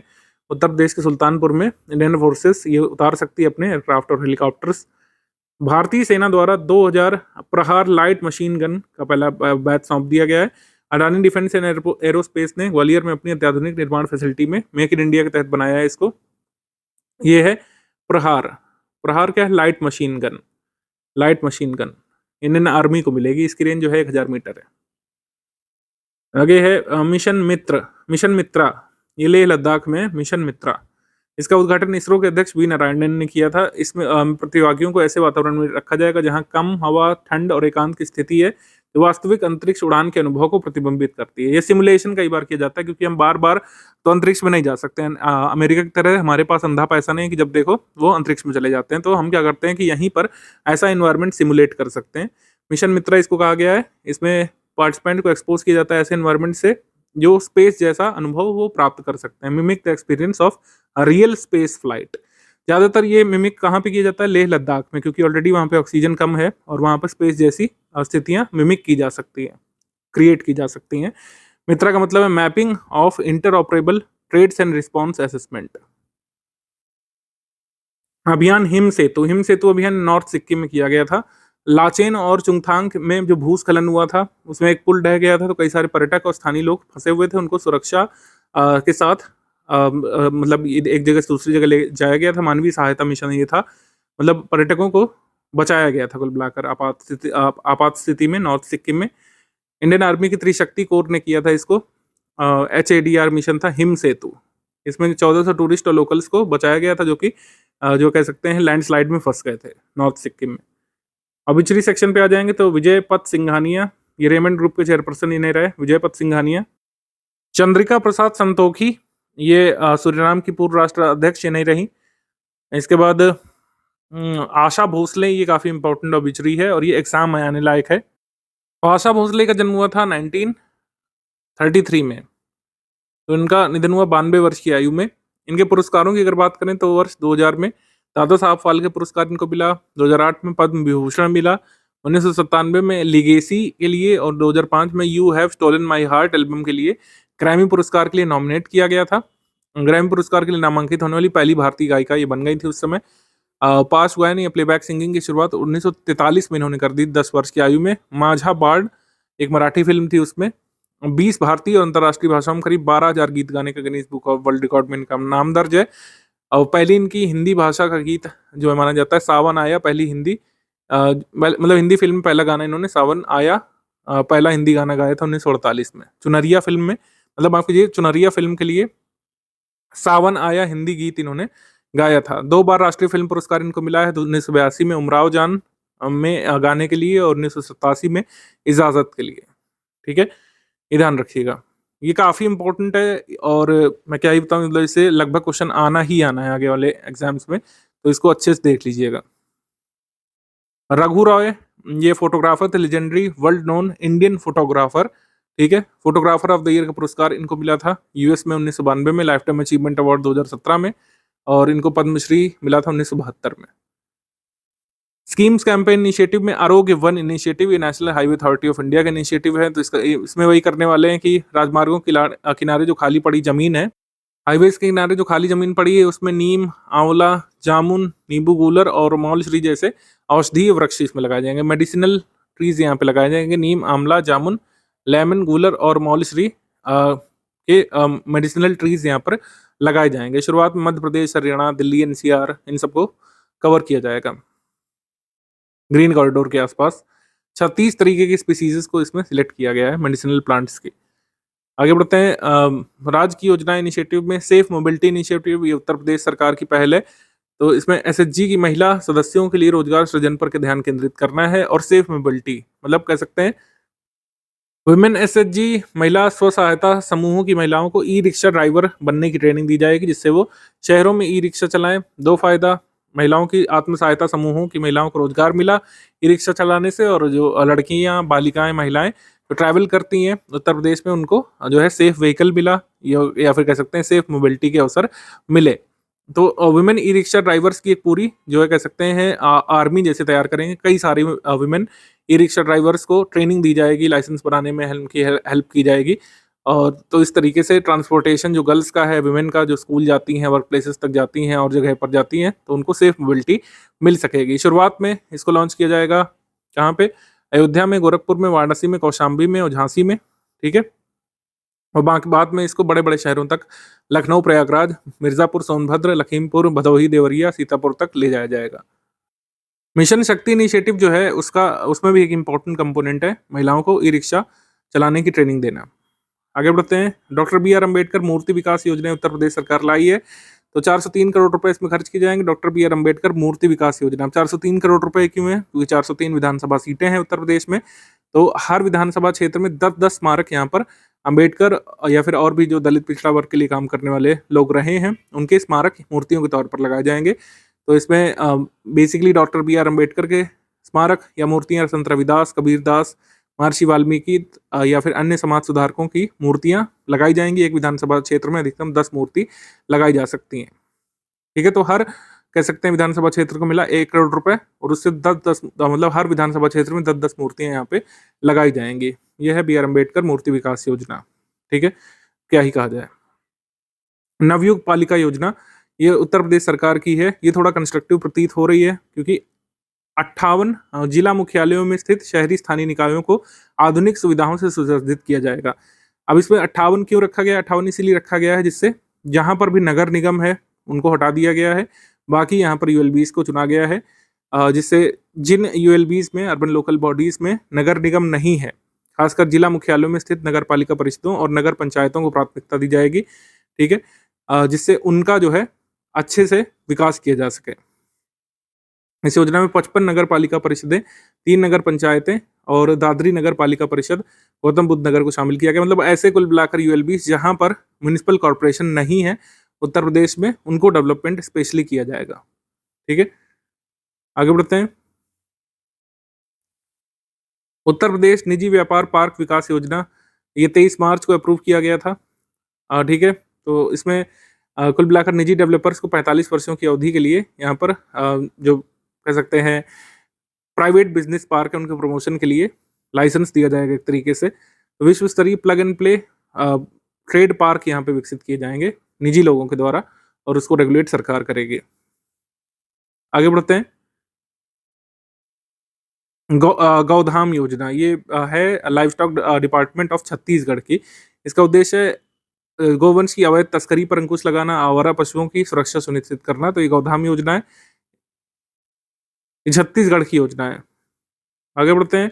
मेरी गांव मेरा गांव स्वस्थ गांव अभियान, ये महाराष्ट्र सरकार की योजना है। मेरा गांव स्वस्थ गांव, तो जो है बेहतर प्रदर्शन करने वाले गांवों को स्वास्थ्य संपन्न गांव के रूप में सम्मानित किया जाएगा कुल मिलाकर के।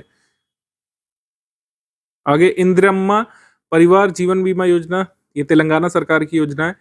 तो वैसे भी स्वास्थ्य की बहुत सारी सेंट्रल गवर्नमेंट स्कीम चल रही हैं, जैसे प्रधानमंत्री जन आरोग्य योजना है, आयुष्मान भारत है, लेकिन कई सारे स्टेट्स खासकर जो मतलब कह सकते हैं नॉन बीजेपी वाले स्टेट हैं, वो अपनी योजना चलाते हैं यहाँ पर। तो फैमिली बेनिफिट देंगे 5 लाख तक का insurance, the premium will be burn entirely by state government. वही आयुष्मान भारत जैसा ही है, फैमिलीज को एक बीमा कवर देना चाहते हैं यहाँ पर बीमारियों के लिए, जैसे आयुष्मान भारत में मिलता है। तो इंदिरा परिवार जीवन बीमा योजना है, तेलंगाना सरकार की योजना है। तो वहाँ के परिवारों को 5 लाख रुपए प्रति साल का बीमा कवरेज मिला है। एकदम सिमिलर प्रोविजंस है जैसे कि आयुष्मान भारत में। आगे बढ़ेंगे, स्पोर्ट्स करंट अफेयर पर आ जाएंगे। बैडमिंटन एशिया चैंपियनशिप, ये शीयू की चीन की विजेता थी। आयुष शेट्टी भारत से विजेता थे, और दिनेश खन्ना 1965 के बाद एशियन चैंपियनशिप के फाइनल में पहुंचने वाले पहले भारतीय सिंगल मेंस प्लेयर बने थे। इस वजह से जरूरी है, भले ये जीत नहीं पाए लेकिन फाइनल तक पहुंचने का रिकॉर्ड इनके नाम आ गया। आयुष शेट्टी इंडिया। महिला एकल में आन से यंग यहाँ पर विजेता रही थी। आगे बढ़ते हैं। क्रिकेट में रवांडा की फैनी उतागुशी मानिंदे ने सबसे कम उम्र में जो है शतक लगाया T20 में। ठीक है, महिला T20 इंटरनेशनल में सबसे कम उम्र में 15 वर्ष 223 दिन की थी उस समय, इन्होंने शतक लगाया है। ये रवांडा की प्लेयर है, रवांडा देश की प्लेयर। इन्होंने किसके खिलाफ शतक लगाया है? नाइजीरिया। ठीक है, नाइजीरिया के खिलाफ इन्होंने ये सेंचुरी लगाई थी T20 इंटरनेशनल में। नाइजीरिया इनविटेशन महिला T20 अंतर्राष्ट्रीय टूर्नामेंट हुआ था, घाना की टीम के खिलाफ इन्होंने लगाया था ये अपना जो है शतक, ये ध्यान रख सकते हैं। अब ये इतना लेसर नोन फैक्ट है, यही सब चीजें कई बार CDS में पूछ लिया जाता है, जहां पर भी स्पोर्ट्स करंट अफेयर आता है उसमें लेसर नोन चीजें आपसे पूछते हैं।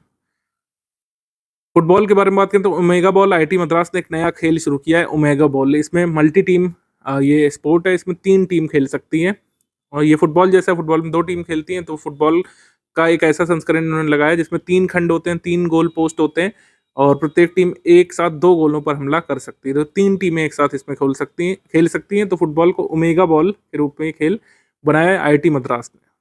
ठीक है, बस ये ध्यान रखिएगा। आगे है 45वां NN मैराथन, ये नीदरलैंड के रॉटरडैम में आयोजित किया गया था। इसमें हमारे प्लेयर हवलदार सरन बरवाल, इन्होंने एक फुल मैराथन जो 42.195 किलोमीटर का होता है, फुल मैराथन जिसको बोलते हैं, इसको इन्होंने पूरा किया था 2 घंटे 11 मिनट 58 सेकंड में, और 48 साल पुराना नेशनल रिकॉर्ड ये तोड़ दिया है। ये कह सकते हैं हवलदार सावन बरवाल ने रिकॉर्ड तोड़ दिया है, जो कि 48 साल पुराना रिकॉर्ड है किसका? शिवनाथ सिंह का। शिवनाथ सिंह ने रिकॉर्ड 1978 में बनाया था, इस रिकॉर्ड को 48 साल बाद तोड़ दिया है हवलदार सावन बरवाल ने, ये फुल मैराथन को सबसे कम समय में पूरा करने पर। आगे खेलो इंडिया ट्राइबल गेम्स के बारे में बात करें। खेलो इंडिया ट्राइबल गेम्स छत्तीसगढ़ के 3 शहरों में आयोजित किया गया था। ये पहला संस्करण था खेलो इंडिया ट्राइबल गेम्स, इसका जो मैस्कॉट था वो था मोरवीर।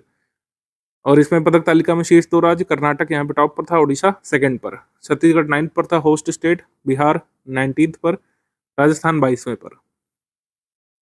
आगे बढ़ते हैं। अर्जेंटीना में first Indian to win an MMA fight in Argentina, Sangram Singh ने ब्यूनस आयर्स अर्जेंटीना में MMA फाइट में फ्रांस के फाइटर को हराया था, और MMA फाइट जीतने वाले पहले भारतीय संग्राम सिंह ये बने थे। फर्स्ट विश्व तीरंदाजी para series, first world archery para series ये हुई थी, और इसमें भारतीय तीरंदाज पायल नाग ने शीतल देवी के शीतल देवी को हरा करके ये पदक जीता था, स्वर्ण पदक। और इसी के साथ अंतर्राष्ट्रीय खिताब जीतने वाली पहली क्वाड्रुपल एम्पुटी, चारों अंगों से सक्षम तीरंदाज ही बनी थी। मतलब जिनके दोनों हाथ भी नहीं है, दोनों पैर भी नहीं है, क्वाड्रुपल एम्पुटी जिन्होंने अंतर्राष्ट्रीय खिताब जीता, ये पहली बन गई है पायल नाग। ये बहुत जरूरी है। पायल नाग ने शीतल देवी को हराया और फर्स्ट क्वाड्रुपल एम्पुटी बन गई हैं आर्चर जिन्होंने इंटरनेशनल टाइटल जीता है। अब आ जाते हैं समिट कॉन्फ्रेंसेस थीम सेक्शन पर। गौटेक ये हुआ था पुणे महाराष्ट्र में। गौटेक महाराष्ट्र गौ सेवा आयोग के द्वारा आयोजित किया गया था। गौटेक गौ आधारित कृषि को बढ़ावा देना इसका उद्देश्य था। आगे बढ़ते हैं। बिम्स्टेक युवा विरासत और सतत विकास प्रशिक्षण कार्यक्रम, ये मध्य प्रदेश में हुआ था। BIMSTEC youth heritage and sustainable development training programme, ये ministry of external affairs in collaboration with Bharat scouts and guides द्वारा मध्य प्रदेश में आयोजित किया गया था। आगे विकसित भारत युवा संसद, इसका आयोजन हुआ था गंगटोक सिक्किम में।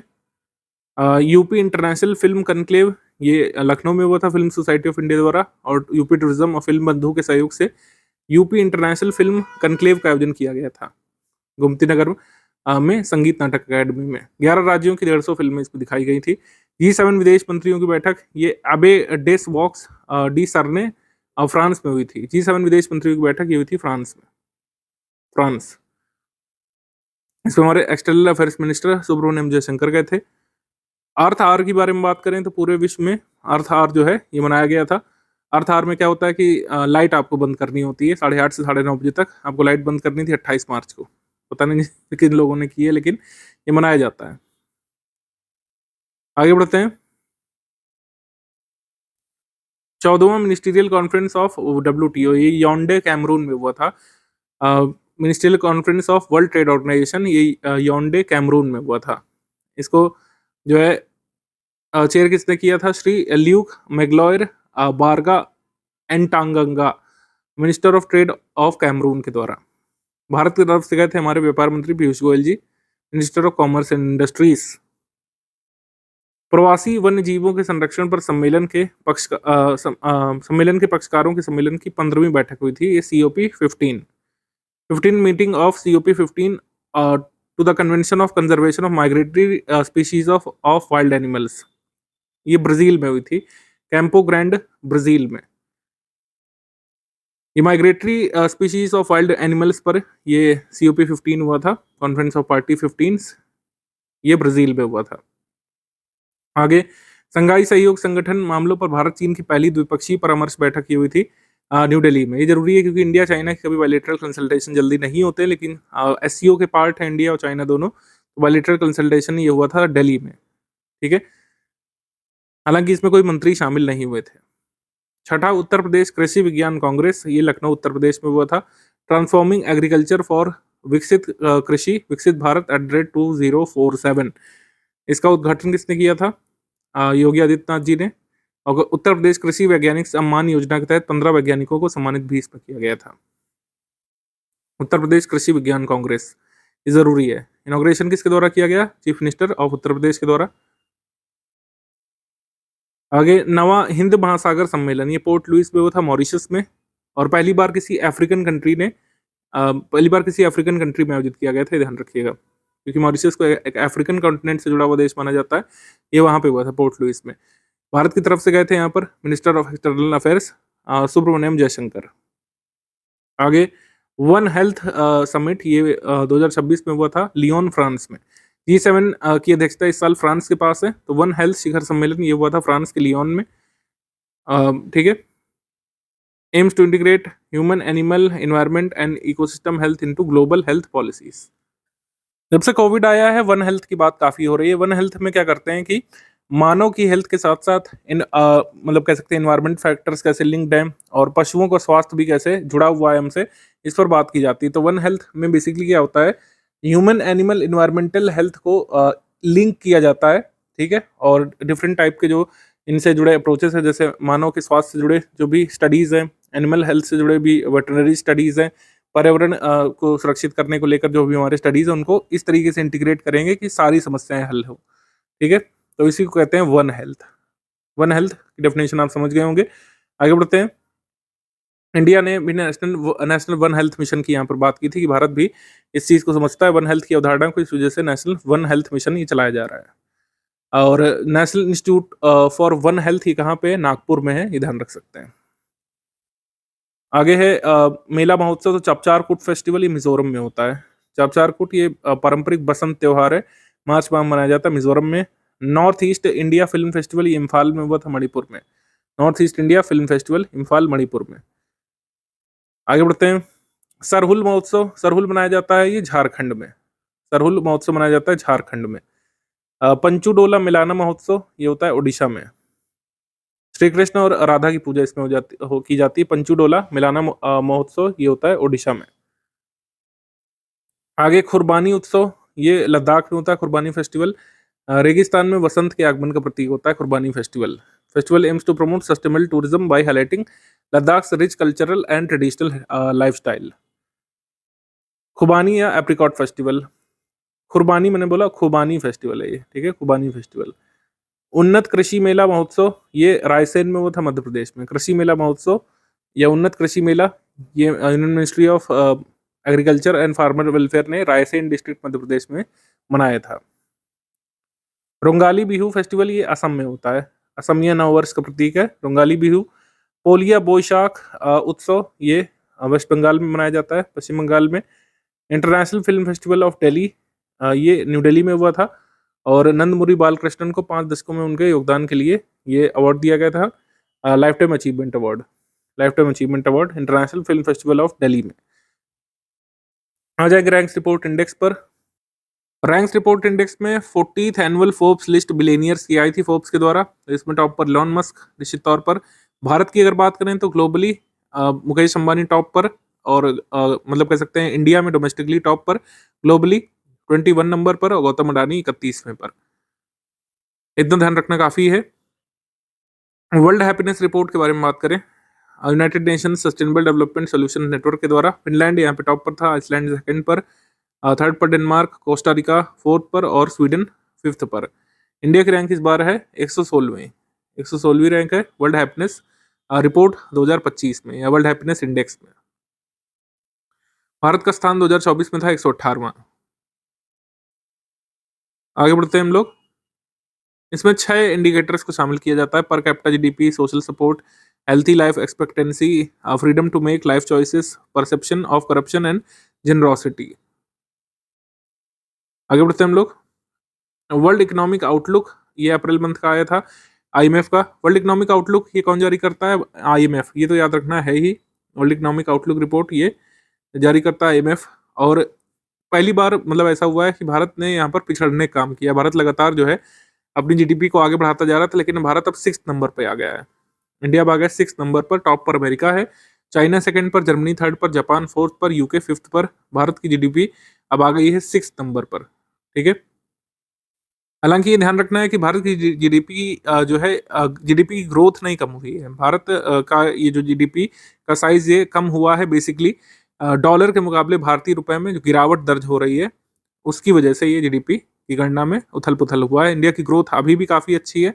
यहाँ पे लिखा है कि वास्तविक विकास दर के मामले में भारत अभी भी 6.5% से 7.6% की वृद्धि कर रहा है। सबसे तेजी से बढ़ने वाली अर्थव्यवस्था बना हुआ है। परचेसिंग पावर पैरिटी, क्रय शक्ति के आधार पर देखा जाए तो भारत अभी भी जो है विश्व में 3रे स्थान पर है पीपीपी के मामले में, परचेसिंग पावर पैरिटी के मामले में। Growth in the new economy towards blueprint ये रिपोर्ट है वर्ल्ड इकोनॉमिक फोरम की। खाली रिपोर्ट और शीर्षक की ध्यान रखना काफी है। पंजाब का first caste based socio economic survey कराया जाएगा पंजाब सरकार के द्वारा, ठीक है, 3 महीने में पूरा होगा। बिहार करा चुका है, आंध्र प्रदेश जो है ये कराने वाला है, और पंजाब भी अब कराएगा caste based economic survey. State of India bats report ये आई थी नेचर कंजर्वेशन फाउंडेशन की तरफ से, और बैट कंजर्वेशन इंटरनेशनल की तरफ से रिपोर्ट आई थी। इसमें कहा गया है भारत में चमगादड़ों की 135 प्रजातियां पाई जाती हैं, और जिसमें से 16 नेटिव स्पीशीज हैं चमगादड़ों की। और बात करें अगर हम तो पश्चिम बंगाल में सबसे अधिक जो है विविधता चमगादड़ों की पाई जाती है, 68 प्रजातियां यहाँ पे पाई जाती हैं। बस इतना ध्यान रखना काफी है बैट्स यानी चमगादड़ों के बारे में। सौर ऊर्जा पर ये रिपोर्ट आई थी वर्ल्ड इकोनॉमिक फोरम की। भारत की सौर ऊर्जा पर ये रिपोर्ट आई थी, how India is forging a new path in electric age. Bharat किस तरीके से इलेक्ट्रिक एज में जा रहा है, इस पर ये विमर्श आया था जो है किसका, वर्ल्ड इकोनॉमिक फोरम का।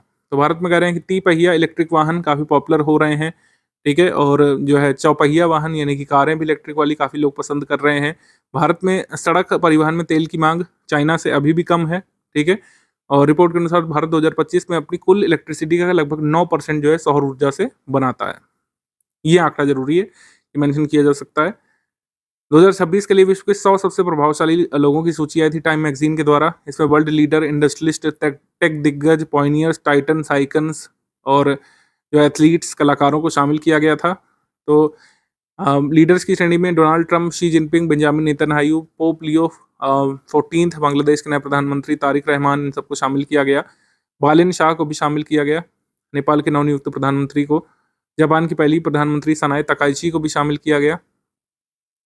कला और मनोरंजन की श्रेणी में Victoria Beckham, Blackpink Jennie, Ralph Lauren, ये सब हस्तियां शामिल की गई थी। सूची में आइकन की श्रेणी में अमेरिका की एलिसा लुई सबसे कम उम्र की प्रभावशाली युवा रही। भारतीय और भारतीय मूल की हस्तियों में रणबीर कपूर, सुंदर पिचाई, विकास खन्ना, यूट्यूब के सीईओ नील मोहन, न्यूयॉर्क सिटी के मेयर जोहरान ममदानी, इन सबको शामिल किया गया था। ये ध्यान रख सकते हैं। ऐप्स पोर्टल्स की अगर बात करें तो आईसीपी ऐप कोस्टा रिका ने जारी किया था, ठीक है। आईसीपी ऐप ये ज़्यादा जरूरी वैसे नहीं रहेगा। भारतीय ऐप के बारे में देखें तो निवेश मित्र 3.0 ये उत्तर प्रदेश ने ये लाया है। निवेश मित्र के बारे में हमेशा पूछा जाता है कि क्यों लाया जाता है, तो निवेश मित्र का मेन उद्देश्य यहाँ पर उत्तर प्रदेश में ease of doing business promote करना। 530 सर्विसेज को जो 40 डिपार्टमेंट उत्तर प्रदेश के प्रदान करते हैं, 200 प्रोसेसेस को पूरी तरीके से ऑनलाइन सिंगल विंडो सिस्टम के रूप में लाया जाता है कि उत्तर प्रदेश में कोई भी इन्वेस्टमेंट करना चाहता है तो सारी पेपर वर्क उसके ऑनलाइन माध्यम से हो जाए। इसके बाद प्रिज्म एसजी पोर्टल ये हाईवे मिनिस्ट्री के द्वारा लाया गया है, मतलब union minister of road transport and highways ने जारी किया था, ठीक है। ये पोर्टल डेवलप किया है टू डिजिटाइज की approval and inspection process related to construction of ROBs. Griha Sugam portal ये राष्ट्रीय आवास बैंक एनएचबी लाया है, तो ये कोई ज़्यादा जरूरी नहीं रहेगा।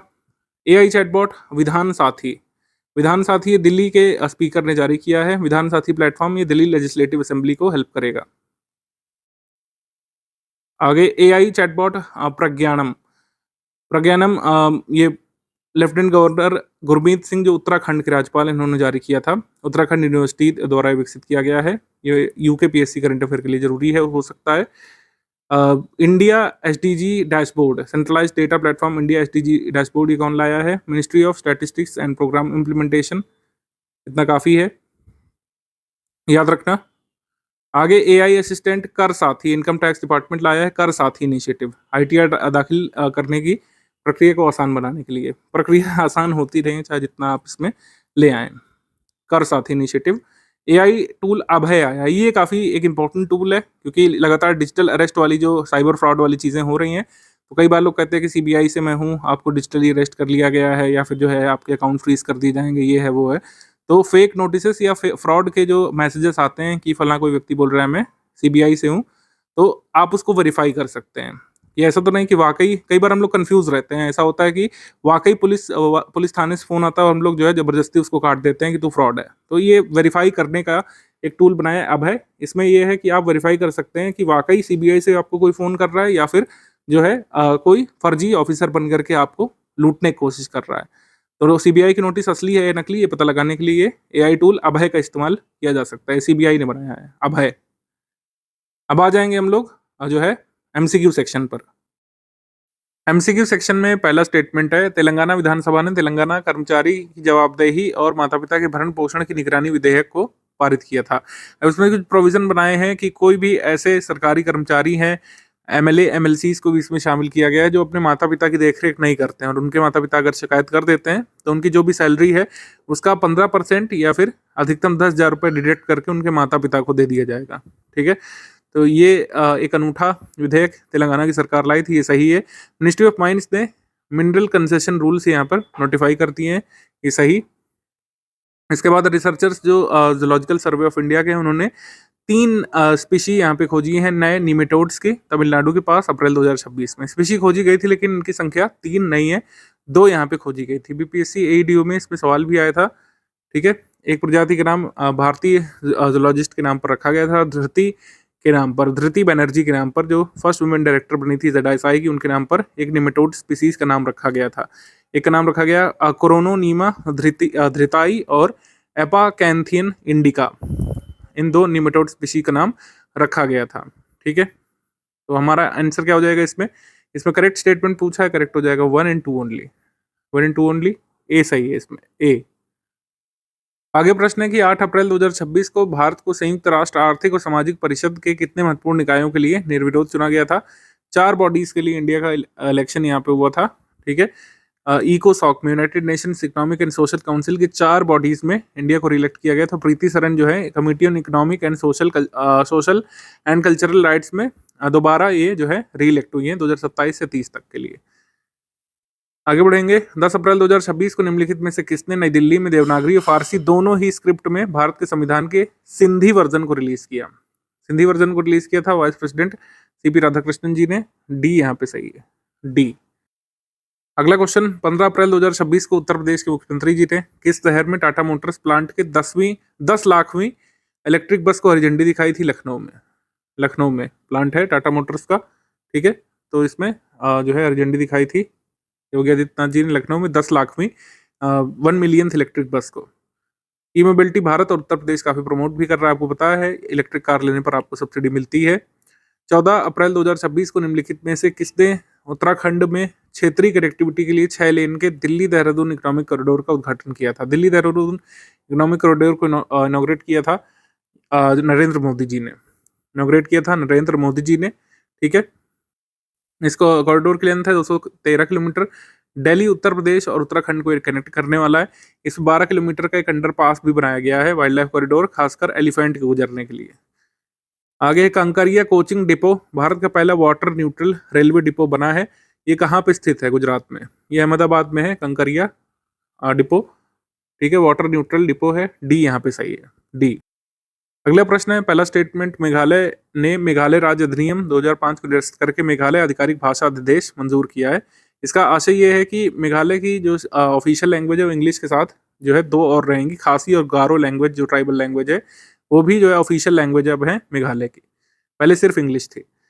बिल गेट्स ने टेक्सास के ऑस्टिन में AI चिप निर्माण परियोजना टेराफैब प्रोजेक्ट की घोषणा की थी। ये टेराफैब प्रोजेक्ट एक्चुअली बिल गेट्स का नहीं है, एलॉन मस्क का प्रोजेक्ट है।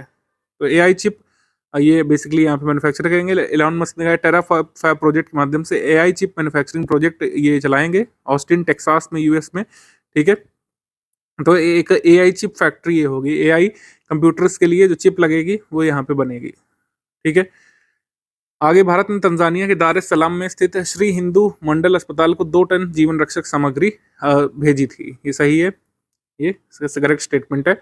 आंसर हो जाएगा इसमें 1 and 3 ओनली। 1 and 3 ओनली यहाँ पे करेक्ट है, 1 and 3 ओनली। अगर हम तंजानिया को देखें तो तंजानिया यहाँ पर है। तंजानिया अफ्रीकन कंट्री है। ये कहाँ पे स्थित है? यहाँ पे दार एस सलाम इसकी कैपिटल है। ये ईस्टर्न अफ्रीकन रीजन में तंजानिया। अगला क्वेश्चन है, इसमें करेक्ट बताना है। World second largest fish producing country है India. India is the second largest fish producing nation after China. ये करेक्ट है। चीन के बाद विश्व का दूसरा सबसे बड़ा मछली उत्पादक राष्ट्र है, सही। आगे ह्यूमनॉइड रोबोट नीला जो साड़ी पहने हुए दिखती है, इसको खड़ा किया था VOC गवर्नमेंट स्कूल में पुडुचेरी असेंबली इलेक्शंस के दौरान। पुडुचेरी में चुनाव हो रहे हैं। ठीक है, तो ये सही। आगे है अनंत अंबानी ने वैश्विक वन्यजीव संरक्षण वनतारा ने गुजरात के अहमदाबाद में वनतारा विश्वविद्यालय के शुभारंभ को जो है मंजूर किया था। ये अहमदाबाद गुजरात में स्थित है। तो आपको पता है वनतारा प्रोजेक्ट ये है ही नहीं अहमदाबाद में, ये तो जामनगर में, ये है जामनगर में। जामनगर में ये वाला रॉन्ग हो जाएगा। ठीक है, हमारा आंसर क्या हो जाएगा? इनकरेक्ट बताना है, 3 ओनली इनकरेक्ट है। वनतारा यूनिवर्सिटी या Vantara global wildlife conservation organisation ये जामनगर में, गुजरात में, अहमदाबाद में नहीं, जामनगर में। ठीक है, इंडिया का फिश प्रोडक्शन लगातार बढ़ रहा है पिछले वर्षों से, ध्यान रखिएगा। सेकंड लार्जेस्ट फिश प्रोड्यूसर है चाइना के बाद, और ग्लोबल फिश प्रोडक्शन में इंडिया का योगदान 8% है, 8%। आगे है 31 मार्च 2026 को भगवान महावीर जयंती के अवसर पर प्रधानमंत्री नरेंद्र मोदी जी ने गुजरात के किस जिले में स्थित कोबा तीर्थ में सम्राट संप्रति संग्रहालय का उद्घाटन किया था? तो कोबा संस्कृति संग्रहालय या कोबा तीर्थ में सम्राट संप्रति म्यूजियम का इनॉग्रेशन हुआ था। गांधीनगर में, कैपिटल गांधीनगर में ये कोबा तीर्थ है। सम्राट संप्रति, ये नाम इंपॉर्टेंट है क्योंकि संप्रति जो है ये अशोक के ग्रैंडसन थे, ग्रैंडसन ऑफ अशोका। एम्परर संप्राति ये मौर्य वंश से है। हालांकि इसने बौद्ध धर्म नहीं फॉलो किया था, इसने जैनिज्म को प्रमोट किया था। जैनिज्म नॉन वायलेंस को डेडिकेटेड था संप्रति का जीवन, संप्रति। आगे बढ़ते हैं। 31 मार्च 2026 को प्रधानमंत्री जी ने गुजरात के अहमदाबाद के किस शहर में जो है केन्स टेक्नोलॉजी के Kaynes Semicon outsourcing semiconductor assembly and test सुविधा का उद्घाटन किया। तो ओस्टेट फैसिलिटी ये जो है केन्स सेमिकॉन टेक्नोलॉजीज की इनॉग्रेट की गई थी। कहाँ पे? साणंद में, साणंद में। आपको पता है जितने भी ये सेमीकंडक्टर वाली चीजें गुजरात को ही डेडिकेटेड कर रही सरकार, तो साणंद में लगाया गया था। आगे, निम्नलिखित में से कौन सा कथन सही है? वित्तीय वर्ष 2025-26 में जीएम पोर्टल से खरीद के मामले में उत्तर प्रदेश सेकंड स्थान पर है। उत्तर प्रदेश फर्स्ट पर रहता है हमेशा जीएम पोर्टल खरीद के मामले में। वो लोग क्या करते हैं कि एम्प्लॉय भी जीएम से मंगा लेते हैं कॉन्ट्रैक्ट बेसिस पर। ये थोड़ा सा अच्छी बात नहीं है। हालांकि आगे बढ़ते हैं। मिनिस्ट्री ऑफ कल्चर ने VM frames national film making competition launch किया था। वंदे मातरम फ्रेम्स, क्योंकि 150वीं वर्षगांठ हम लोग वंदे मातरम की सेलिब्रेट कर रहे हैं, तो वीएम फ्रेम्स के माध्यम से आप रील बना सकते हैं वंदे मातरम फ्रेम्स, ये सही।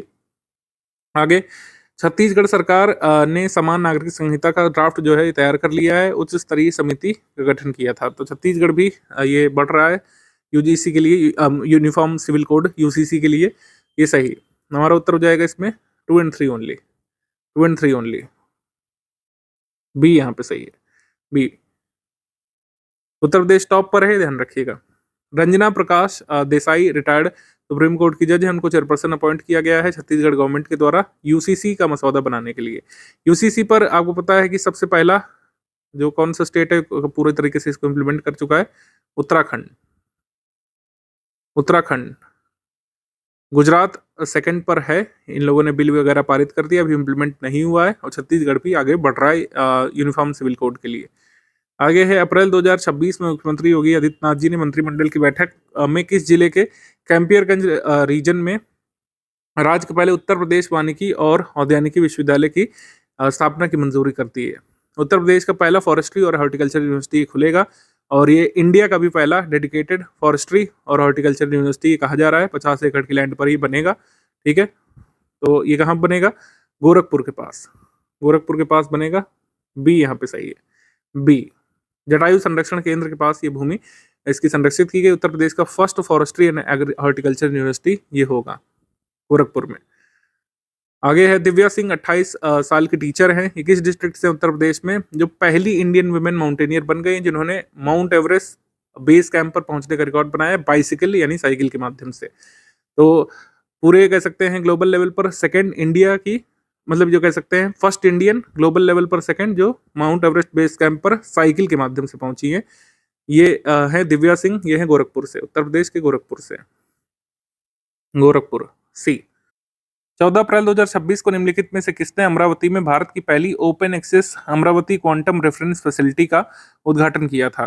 तो हमने आपको बताया कि India first open access Amaravati quantum reference facility ये जो है ये खोली गई है। इनॉग्रेट किया था एन चंद्रबाबू नायडू, सीएम जी ने, एन चंद्रबाबू नायडू जी ने। नेशनल क्वांटम मिशन के तहत जैसे बताया जा रहा है कि इसको डेवलप किया गया है, ठीक है। नेशनल क्वांटम मिशन का जो टाइम पीरियड है वो है 2023 से 31 तक, ध्यान रखिएगा, डी यहाँ पे सही है, डी। आगे है, मार्च 2026 में नवीन और नवीकरणीय ऊर्जा मंत्रालय ने प्रधानमंत्री किसान ऊर्जा सुरक्षा और उत्थान महाअभियान कुसुम योजना के अंतर्गत परियोजनाओं को पूरा करने की समय सीमा को कब तक बढ़ा दिया है? पीएम कुसुम स्कीम के बेनिफिट्स को बढ़ा दिया गया है 31 मार्च 2027 तक, ये यहाँ पे सही है।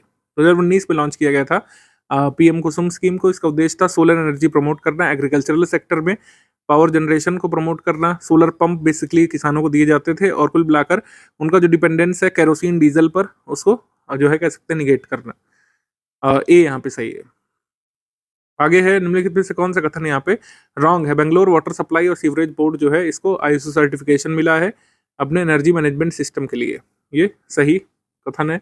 सेकंड, त्रिशक्ति कोर जो है इंडियन एयरफोर्स की, इसने रेडियो सिक्किम सुंदरी लॉन्च किया ईस्ट सिक्किम में। ये इंडियन आर्मी का है, ध्यान रखिएगा, इंडियन आर्मी ने लॉन्च किया है, एयरफोर्सेस ने नहीं। ये रेडियो स्टेशन कनेक्टिविटी के लिए। Lieutenant governor of Ladakh Vinay Kumar Saxena ji ने फाउंडेशन स्टोन रखा था India first petroglyph conservation park का, इंदुस रिवर के किनारे लेह में। ये सही। इसमें गलत कथन है ओनली टू यहाँ पे गलत कथन है, बी यहाँ पे हमारा सही आंसर हो जाएगा। ठीक है, इंडियन आर्मी के त्रिशक्ति कोर ने लॉन्च किया था रेडियो सिक्किम सुंदरी।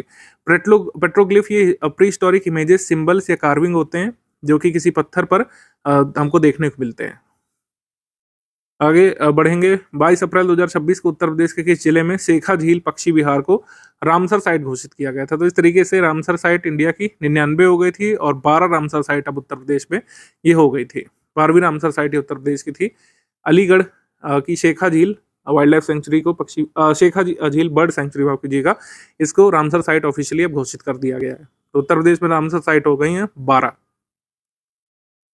अप्रैल 2026 में महाराष्ट्र के किस डिस्ट्रिक्ट को फर्स्ट रैंक किया गया था for conducting awareness activities under 8th national पोषण पखवाड़ा कैंपेन?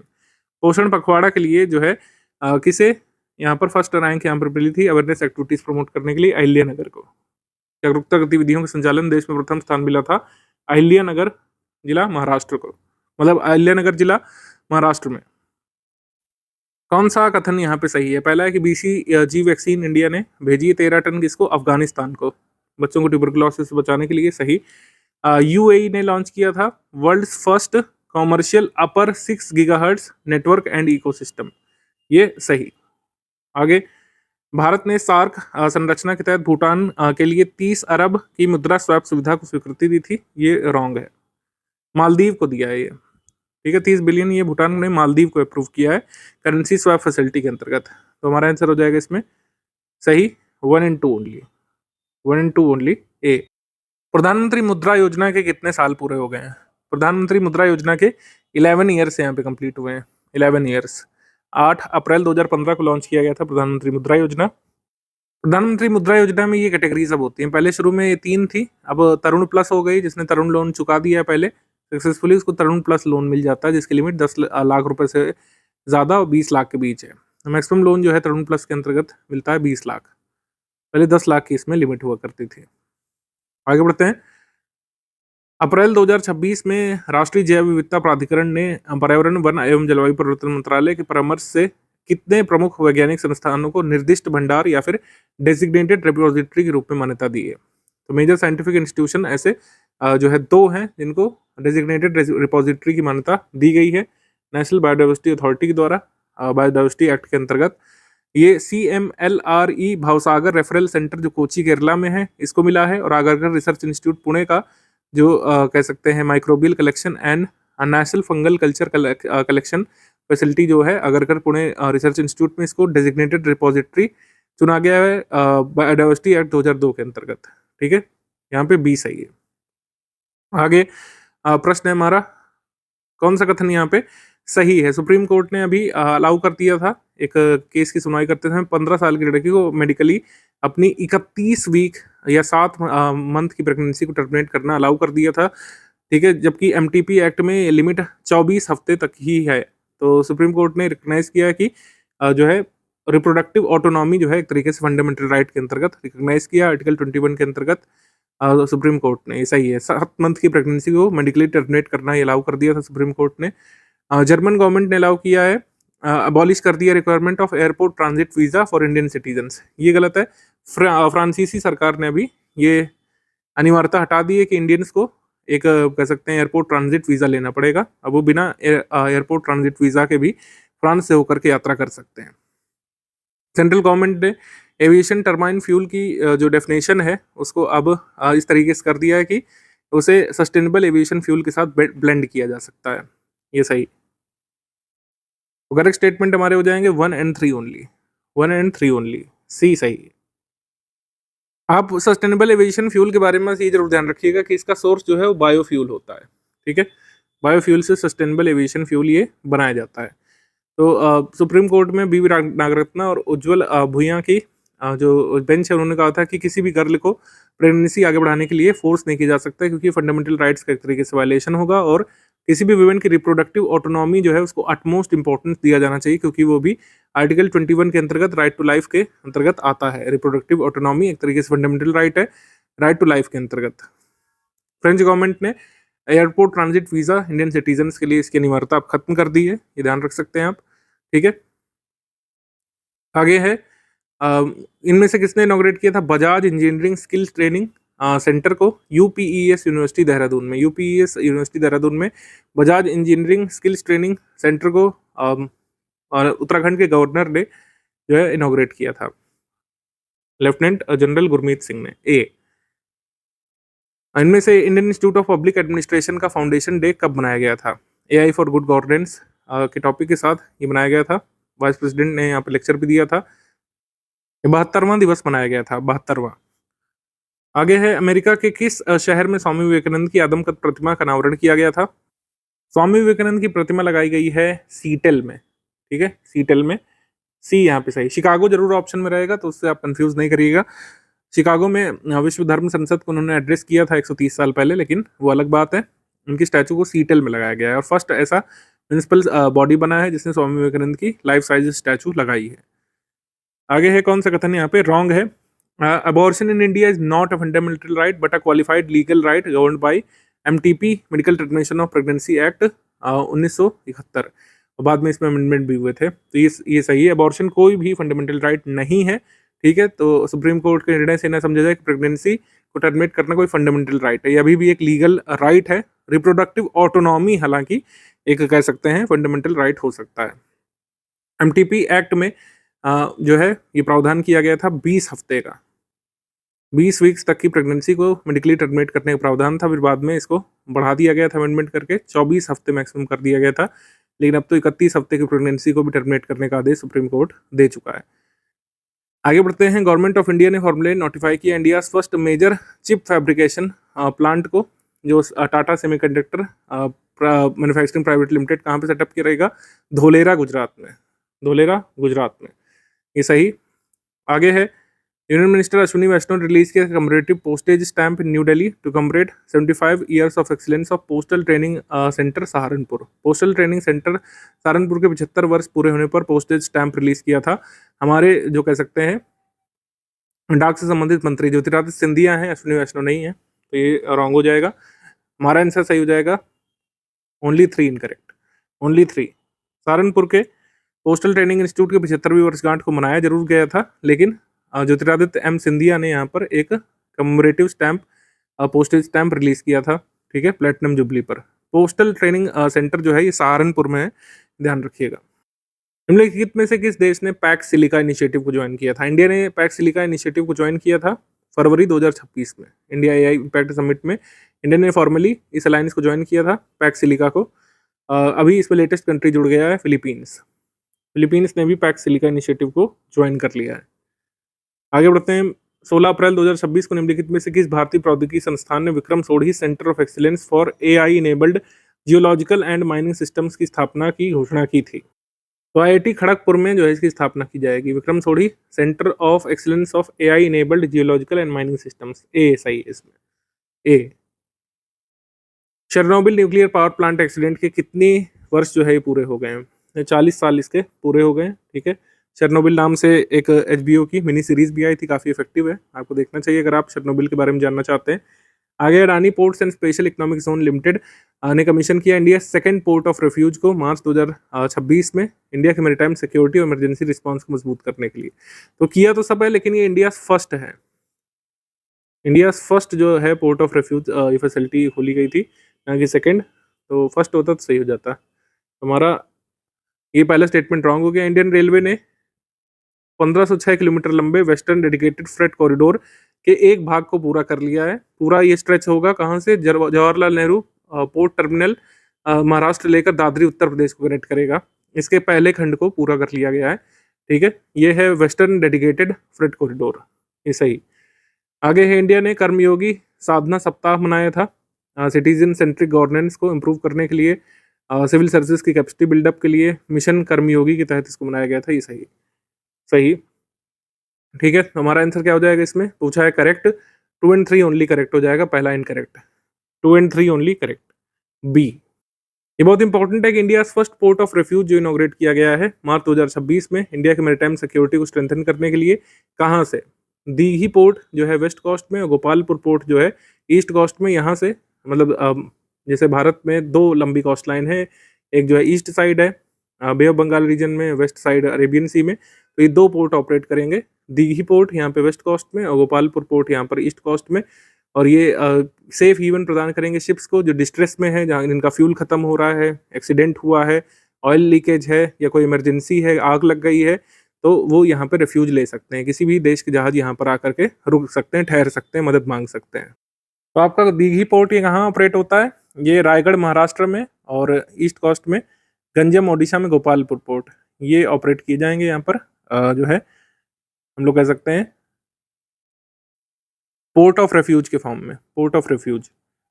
18 अप्रैल 2026 को केंद्रीय मंत्रिमंडल ने प्रधानमंत्री ग्राम सड़क योजना के 3rd फेज को मार्च 2025 से आगे बढ़ा करके कब तक जो है बने रहने की मंजूरी दे दी है। तो ये प्रधानमंत्री ग्राम सड़क योजना है मार्च 2028 तक ये अभी चलती रहेगी। सी यहाँ पर सही है, सी। प्रधानमंत्री ग्राम सड़क योजना को लॉन्च किया गया था दिसंबर 25 सन 2000 में, तब से इसको समय समय पर आगे बढ़ाया गया है। इनमें से किन सिटीज में या फिर युवा मामले और खेल मंत्रालय ने कितने शहरों में राष्ट्रव्यापी नारी शक्ति वंदन रन का आयोजन किया था? 7 शहरों में किया था। हालांकि नारी शक्ति वंदन विधेयक ही अब जो है अस्तित्व में नहीं है, फेल हो गया है जो है हमारे संसद में, आपको पता है। नारी शक्ति वंदन विधेयक या फिर जो 106वां संविधान संशोधन अधिनियम जो बना था 2023, उस पर आपका जो है ध्यान ले जाना जरूरी है, क्योंकि ये 128वें नंबर का संविधान संशोधन विधेयक था और बाकायदा ये पारित हुआ था। कई लोग सोच रहे हैं कि सर पहले तो पारित हो गया तो महिला आरक्षण क्यों नहीं लागू हो पाया? तो आपको ये डेट्स और टाइमलाइन पता होनी चाहिए कि नए संसद में इंट्रोड्यूस इसको किया गया था। इसको लोकसभा ने पारित किया 20 सितंबर जो है कह सकते हैं 2023 में, और जो है 21 सितंबर 2023 में राज्यसभा द्वारा इसको पारित किया गया और प्रेसिडेंट द्रौपदी मुर्मू जी ने असेंट दिया, ये अधिनियम बन गया। लेकिन इस अधिनियम के प्रावधान और शर्त ये थे कि इसको डेलिमिनेशन के अधीन रखा गया था, कि इसके प्रावधान ऐसे थे कि जब तक अगली जनगणना नहीं हो जाती, ठीक है, तो अधिनियम के लागू होने के बाद पहली जनगणना के प्रासंगिक आंकड़े पब्लिश होने और उसके आधार पर डेलिमिनेशन की प्रक्रिया पूरी होने के बाद ही इसको इम्प्लीमेंट किए जाने की बात कही गई थी। अब क्योंकि हमें पता है कि सेंसस 2011 के बाद हुआ ही नहीं, सेंसस की एक्सरसाइज कोविड की वजह से डिले हुई है, अब सेंसस 2027 में होना है। तो यहाँ पे ये एक तरीके से सरकार ने प्रयास किया कि 2011 सेंसस के आंकड़ों को लेकर के परिसीमन के आधार बना करके इसको लागू कर देते हैं, ठीक है। तो 17 अप्रैल 2026 को लोकसभा में पेश किया गया 131वां संविधान संशोधन विधेयक 2026। ये पूर्ण बहुमत मतलब विशेष बहुमत जो 2/3 बहुमत जरूरी है कॉन्स्टिट्यूशनल अमेंडमेंट के लिए। आर्टिकल 368 कहता है किसी भी कॉन्स्टिट्यूशनल अमेंडमेंट के लिए जो स्पेशल मेजोरिटी या फिर जो 2/3 मेजोरिटी जरूरी है, वो ये विधेयक नहीं जुटा पाया और विधेयक जो है ये फॉल हो गया था या फिर फेल हो गया था, आप कह सकते हैं। 2/3 मेजोरिटी ये विधेयक नहीं जुटा पाया क्योंकि इस बार जो है 3rd टर्म में बीजेपी के पास उतनी सीटें नहीं हैं। ऐसे प्रस्ताव किए गए थे कि जो है परिसीमन को 2026 की जनगणना से अलग कर दिया जाए और 2011 की जनगणना के आधार पर तुरंत ही परिसीमन शुरू कर दिया जाए। लेकिन अब चूंकि विधेयक ही फेल हो गया तो ये नहीं हो पाया, क्योंकि विशेष बहुमत की शर्त है मेजोरिटी ऑफ टोटल मेंबरशिप और उपस्थित सदस्यों और मतदान करने वाले सदस्यों की कम से कम 2/3 समर्थन जरूरी है। और लोकसभा में 528 सदस्य उपस्थित थे, 298 वोट पड़े और विपक्ष ने 230 वोट डाले। बिल को पारित होने के लिए यहाँ पर 528 का 2/3 यानी 352 वोट चाहिए थी।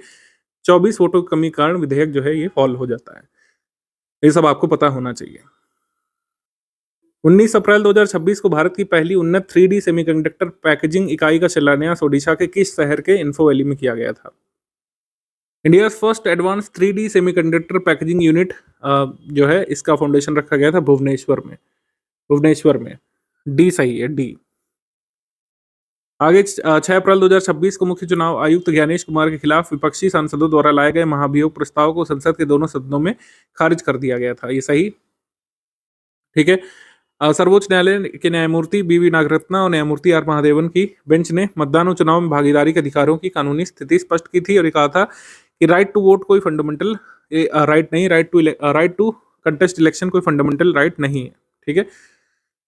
मतलब कि कोऑपरेटिव सोसाइटी के चुनाव के बारे में हालांकि कहा गया था। राजस्थान में कोऑपरेटिव सोसाइटी में कोई चुनाव होता है, उसको लेकर के सदस्य कुछ चले गए थे कंटेस्टिंग इलेक्शन में, अपने राइट को लेकर के कोर्ट गए थे सुप्रीम कोर्ट में, और सुप्रीम कोर्ट ने फिर कहा कि भाई हमारा संविधान कोऑपरेटिव सोसाइटी को स्टेट के दायरे में नहीं मान सकता है और उसमें जो भी कोऑपरेटिव सोसाइटी के इलेक्शन के प्रोसीजर है उसको फॉलो करना पड़ेगा। Right to contest election in a cooperative society is not a fundamental right. ठीक है। नए रूल जो है online gaming promotion regulation act 2025 के जो है ये अप्रूव कर दिए गए हैं अप्रैल 2026 में। तो ऑनलाइन गेमिंग को किस तरीके से रेगुलेट किया जाएगा उसके नियम यहाँ पर अधिसूचित कर दिए गए हैं। आपको पता है कि online gaming promotion regulation act ये सितंबर 2025 में आया था। यहाँ पर सभी कथन सही हो जाएंगे, कोई भी इनकरेक्ट नहीं है, सभी कथन सही है। डी यहाँ पे सही है, उत्तर हो जाएगा D. Rajya Sabha chairperson CP Radhakrishnan और लोकसभा स्पीकर ओम बिरला ने रिजेक्ट कर दिया था इम्पीचमेंट मोशन को। कहा था टेक्निकल ग्राउंड पर इसमें कोई भी प्रूवन मिसकंडक्ट के लिए कोई भी सब्सटेंस नहीं अवेलेबल है। आगे बढ़ते हैं हम लोग।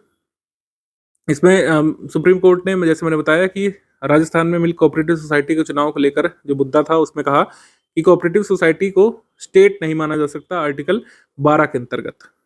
ठीक है, आगे बढ़ते हैं हम लोग।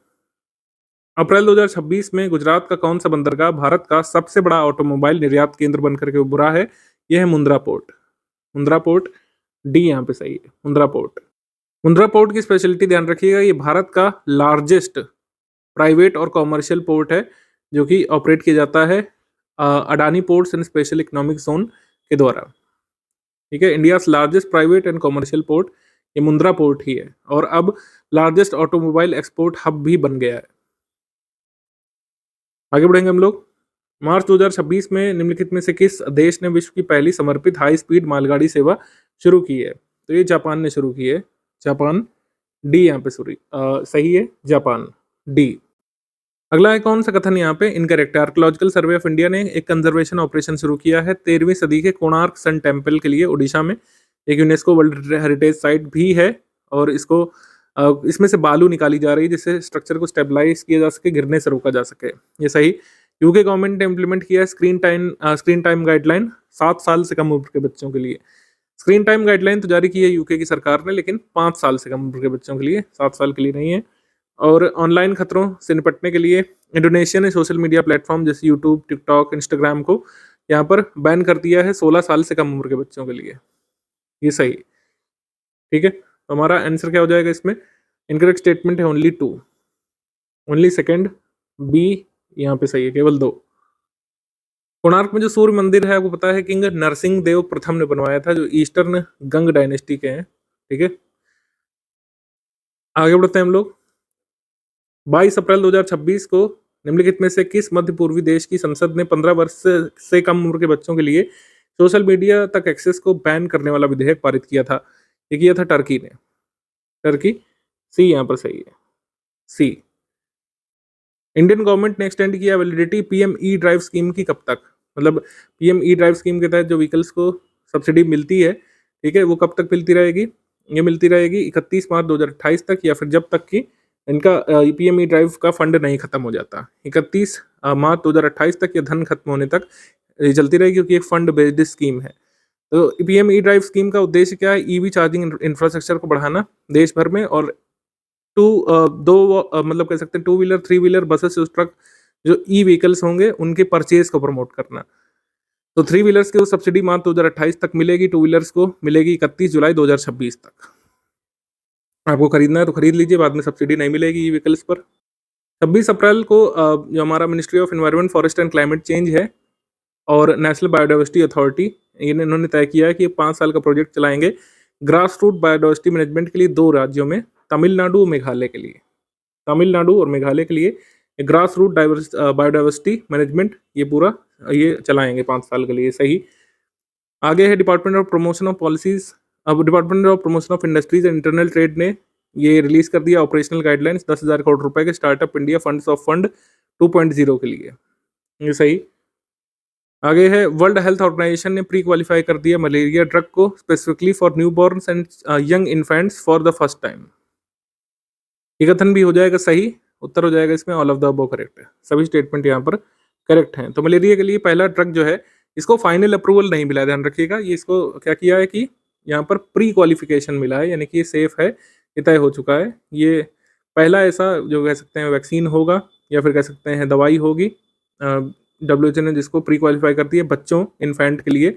इसको ऑल्टीमेथर ल्यूमफेंट्रिन कहा जा रहा है। 1 अप्रैल 2026 को क्षमता निर्माण आयोग का कौन सा जो है ये स्थापना दिवस मनाया गया था? फाउंडेशन डे 5th सेलिब्रेट किया गया है कैपेसिटी बिल्डिंग कमीशन का? सी यहाँ पे सही है। कैपेसिटी बिल्डिंग कमीशन को इस समय हेड कर रही हैं राधा एस चौहान। राधा एस चौहान। 1 अप्रैल 2021 को कैपेसिटी बिल्डिंग कमीशन एस्टैब्लिश हुआ था। सागर डिफेंस इंजीनियरिंग ने आंध्र प्रदेश के जुआलदिने फिशिंग हार्बर में विश्व के पहले स्वायत्त समुद्री जहाज निर्माण प्रणाली केंद्र की आधारशिला रखी है। यानी कि world's first autonomous marine ship building and systems centre at Juvvaladinne fishing harbour in Andhra Pradesh. ये सही। आगे की राजस्थान कैबिनेट ने अप्रूव कर दिया मल्टी मॉडल लॉजिस्टिक पार्क को। ये रॉन्ग है क्योंकि मल्टी मॉडल लॉजिस्टिक पार्क तो ये नोएडा में बन रहा है, उत्तर प्रदेश ने अप्रूव किया है। और गुजरात लेजिस्लेटिव असेंबली ने यूनिफॉर्म सिविल कोड बिल को पारित कर दिया अपने यहाँ पर। ये सही। हमारा आंसर क्या हो जाएगा correct? 1 and 3 only. 1 and 3।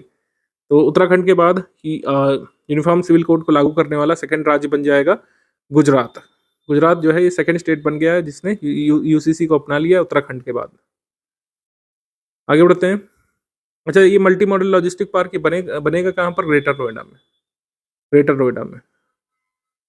Google के, अच्छा ये वाला छोड़ देते हैं, कोई खास नहीं क्वेश्चन। ये वाला देखते हैं हम लोग। कौन सा राज्य वित्त वर्ष 2024-25 में भारत में कपड़ा निर्यात के मामले में शीर्ष स्थान पर रहा है? ये है तमिलनाडु। तमिलनाडु। गुजरात सेकंड पर रहा है।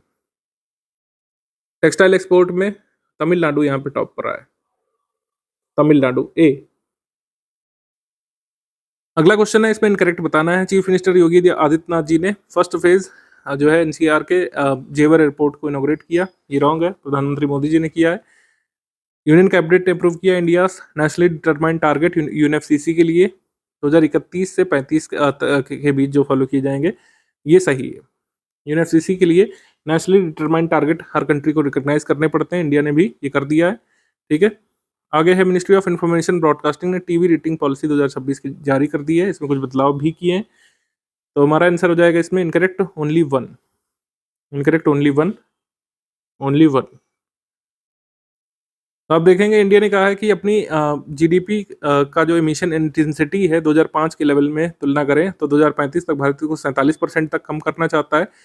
60% जो cumulative electric power installed capacity का है वो नॉन फॉसिल फ्यूल से आना चाहिए भारत का 2035 तक। ये भारत के एनडीसी है, नेशनली डिटरमाइंड टारगेट्स हैं। ठीक है। हमने से कितने एजुकेशनल इंस्टीट्यूट्स को जो है ये अप्रूवल मिल चुका है कि वो अपने यहाँ पर क्वांटम लर्निंग लेबोरेटरीज सेटअप कर सकते हैं नेशनल क्वांटम मिशन के अंतर्गत। 23 एजुकेशनल इंस्टीट्यूट्स को ये अप्रूवल मिल चुका है और भी इसको आगे बढ़ाया जाएगा। यूनियन कैबिनेट ने अप्रूव कर दिया है रीजनल कनेक्टिविटी स्कीम जो रिवाइज्ड उड़ान स्कीम है, कितने सालों के लिए, जो मतलब कह सकते हैं नई तरीके की उड़ान स्कीम कब तक के लिए ये कर दिया है। तो 2026-27 से 35-36 तक की चलने वाली है उड़ान स्कीम। ये 10 सालों के लिए रिवाइज्ड उड़े देश का आम नागरिक स्कीम आएगी। डी यहाँ पे सही है। डी। अगला सवाल करेक्ट बताना है इसमें। इंडिया जो है ग्लोबल लीडर बन चुका है issuing international recognised compliance certificates under Nagoya protocol. तो नगोया प्रोटोकॉल के तहत जो है इंटरनेशनल रिकॉग्नाइज्ड कंप्लायंस सर्टिफिकेट जारी करने वाला भारत ये बन गया है। 4 अप्रैल 2026 को नीति आयोग के अटल इनोवेशन मिशन ने तेलंगाना में ATL सारथी और मेंटर इंडिया एकेडमी का शुभारंभ किया था। ये सही। आगे, विदेश मंत्रालय के जो सेक्रेटरी पी कुमारम ने इनॉग्रेट किया था centre for south Asian studies at Magadh university. ये इनॉग्रेट जरूर हुआ था लेकिन नालंदा यूनिवर्सिटी में इनॉग्रेट किया गया था ये centre for south Asian studies. तो हमारा आंसर हो जाएगा इसमें 1 and 2 only. A. 1 and 2 only. A सही है। ए। ये centre for south Asian studies PM Modi ji ने बनने के लिए अनाउंस किया था 22वें आसियान इंडिया समिट जो कुआलालंपुर में हुआ था अक्टूबर 2025 में, और ये नालंदा यूनिवर्सिटी में ये बन रहा है। ठीक है। इनॉग्रेट हो चुका है। आगे क्वेश्चन है कि 27 मार्च 2026 को निम्नलिखित में से किस मंत्रालय के अंतर्गत दीनदयाल अंत्योदय योजना राष्ट्रीय ग्रामीण आजीविका मिशन ने प्रधान और राज्य ग्रामीण आजीविका मिशनों के सहयोग से और एक्सिस बैंक फाउंडेशन के सहयोग से अभिसरण के माध्यम से ग्रामीण आजीविका सुदृढ़ीकरण शीर्षक के साथ एक कंपाइलेशन लॉन्च किया था। तो मतलब कुल मिलाकर आपको ये ध्यान रखना है कि NRLM दीनदयाल अंत्योदय योजना नेशनल रूरल लाइवलीहुड मिशन किसके अंतर्गत आता है? मिनिस्ट्री ऑफ रूरल डेवलपमेंट के अंतर्गत। सी यहाँ पे सही है। सी। आगे है निम्नलिखित में से किस भारतीय प्रबंधन संस्थान ने अपने ही परिसर में Krishna Murthy Tandon school of artificial intelligence का उद्घाटन किया था? आईआईएम अहमदाबाद ने। आईआईएम अहमदाबाद ने। मार्च 30 को मिनिस्ट्री ऑफ एजुकेशन ने एनसीईआरटी को एक ओपन यूनिवर्सिटी के तौर पर नोटिफाई किया है। क्या ये सही है? नहीं, एक डीम्ड यूनिवर्सिटी के तौर पर नोटिफाई किया गया एनसीईआरटी को, ना कि ओपन यूनिवर्सिटी। डीम्ड यूनिवर्सिटी के तौर पर नोटिफाई किया गया है एनसीईआरटी को। राज्यसभा ने Andhra Pradesh reorganisation amendment bill को पारित कर दिया था 2 अप्रैल को। ये सही। उससे अमरावती आंध्र प्रदेश की परमानेंट कैपिटल बन गई है। उत्तर हो जाएगा ओनली 2। ओनली 2 सी यहाँ पे सही है। सी आंध्र प्रदेश अमेंडमेंट बिल जो है ये स्टेट रीऑर्गेनाइजेशन एक्ट 2014 को अमेंड करता है। इसके तहत अमरावती जो है आंध्र प्रदेश की अब परमानेंट कैपिटल बन गई है। अमरावती जो है ये आंध्र प्रदेश की अब सोल कैपिटल है। तेलंगाना से इसका कोई लेना देना नहीं है। एनसीईआरटी के रीजनल एजुकेशनल इंस्टीट्यूशन से कहाँ पे ध्यान रखिएगा? भोपाल में, शिलोंग में, मैसूर में, अजमेर में, भुवनेश्वर में। Who among the following had inaugurated the BIRAC Bionest Incubation Center at Central Food Technological Research Institute in Mysore? Mysore स्थित केंद्रीय खाद्य प्रौद्योगिकी और अनुसंधान संस्थान में बायरैक बायोनेस्ट इंक्यूबेशन सेंटर का उद्घाटन किसने किया था? ये किया था डॉक्टर जितेंद्र सिंह जी ने। ए सही है। ए। कौन सा स्टेटमेंट यहाँ पर इनकरेक्ट है? राजा रवि वर्मा की 130 साल पुरानी यशोदा और कृष्णा की पेंटिंग ये खरीदी गई थी saffron art live auction Mumbai में, 167 करोड़ रुपए में बिकी थी। ये सही। आगे हरियाणा हाई कोर्ट ने बैन कर दिया एआई का उपयोग किसी भी प्रकार का फैसला सुनाते समय, जुडिशियल रीजनिंग में, ड्राफ्टिंग ऑफ ऑर्डर्स में। ये बैन जरूर किया, लेकिन इसको बैन किया गुजरात हाई कोर्ट ने। गुजरात हाई कोर्ट ने सख्त निर्देश दिए हैं कि किसी भी एआई संबंधित जो है डॉक्यूमेंट को कोट नहीं किया जाएगा किसी भी ऑर्डर लिखते समय या ड्राफ्ट बनाते समय, जजमेंट देते समय। ठीक है। इंडिया ने जो हाईएस्ट एवर एडिशन रिकॉर्ड किया है, मतलब ग्लोबल विंड पावर कैपेसिटी काफी यहाँ पर बढ़ी थी 2025-26 में 6.05 गीगावाट से। ये सही। ये सही। इनकरेक्ट स्टेटमेंट हो जाएगा ओनली 2। गुजरात हाई कोर्ट ने एआई का यूज करना बैन कर दिया है कोर्ट में फैसला सुनाते समय। राजा रवि वर्मा की यशोदा कृष्णा की पेंटिंग जो है ये बेची गई है। ये खरीदी किसने? डॉक्टर साइरस आर पूनावाला ने, managing director of serum institute of India, इन्होंने खरीदी है। आगे बढ़ते हैं। 2 अप्रैल 2026 को इंडोनेशियन आइलैंड कौन सा है जहां पर 7.4 मैग्नीट्यूड का अर्थक्वेक आया था? मुलक्का सी में।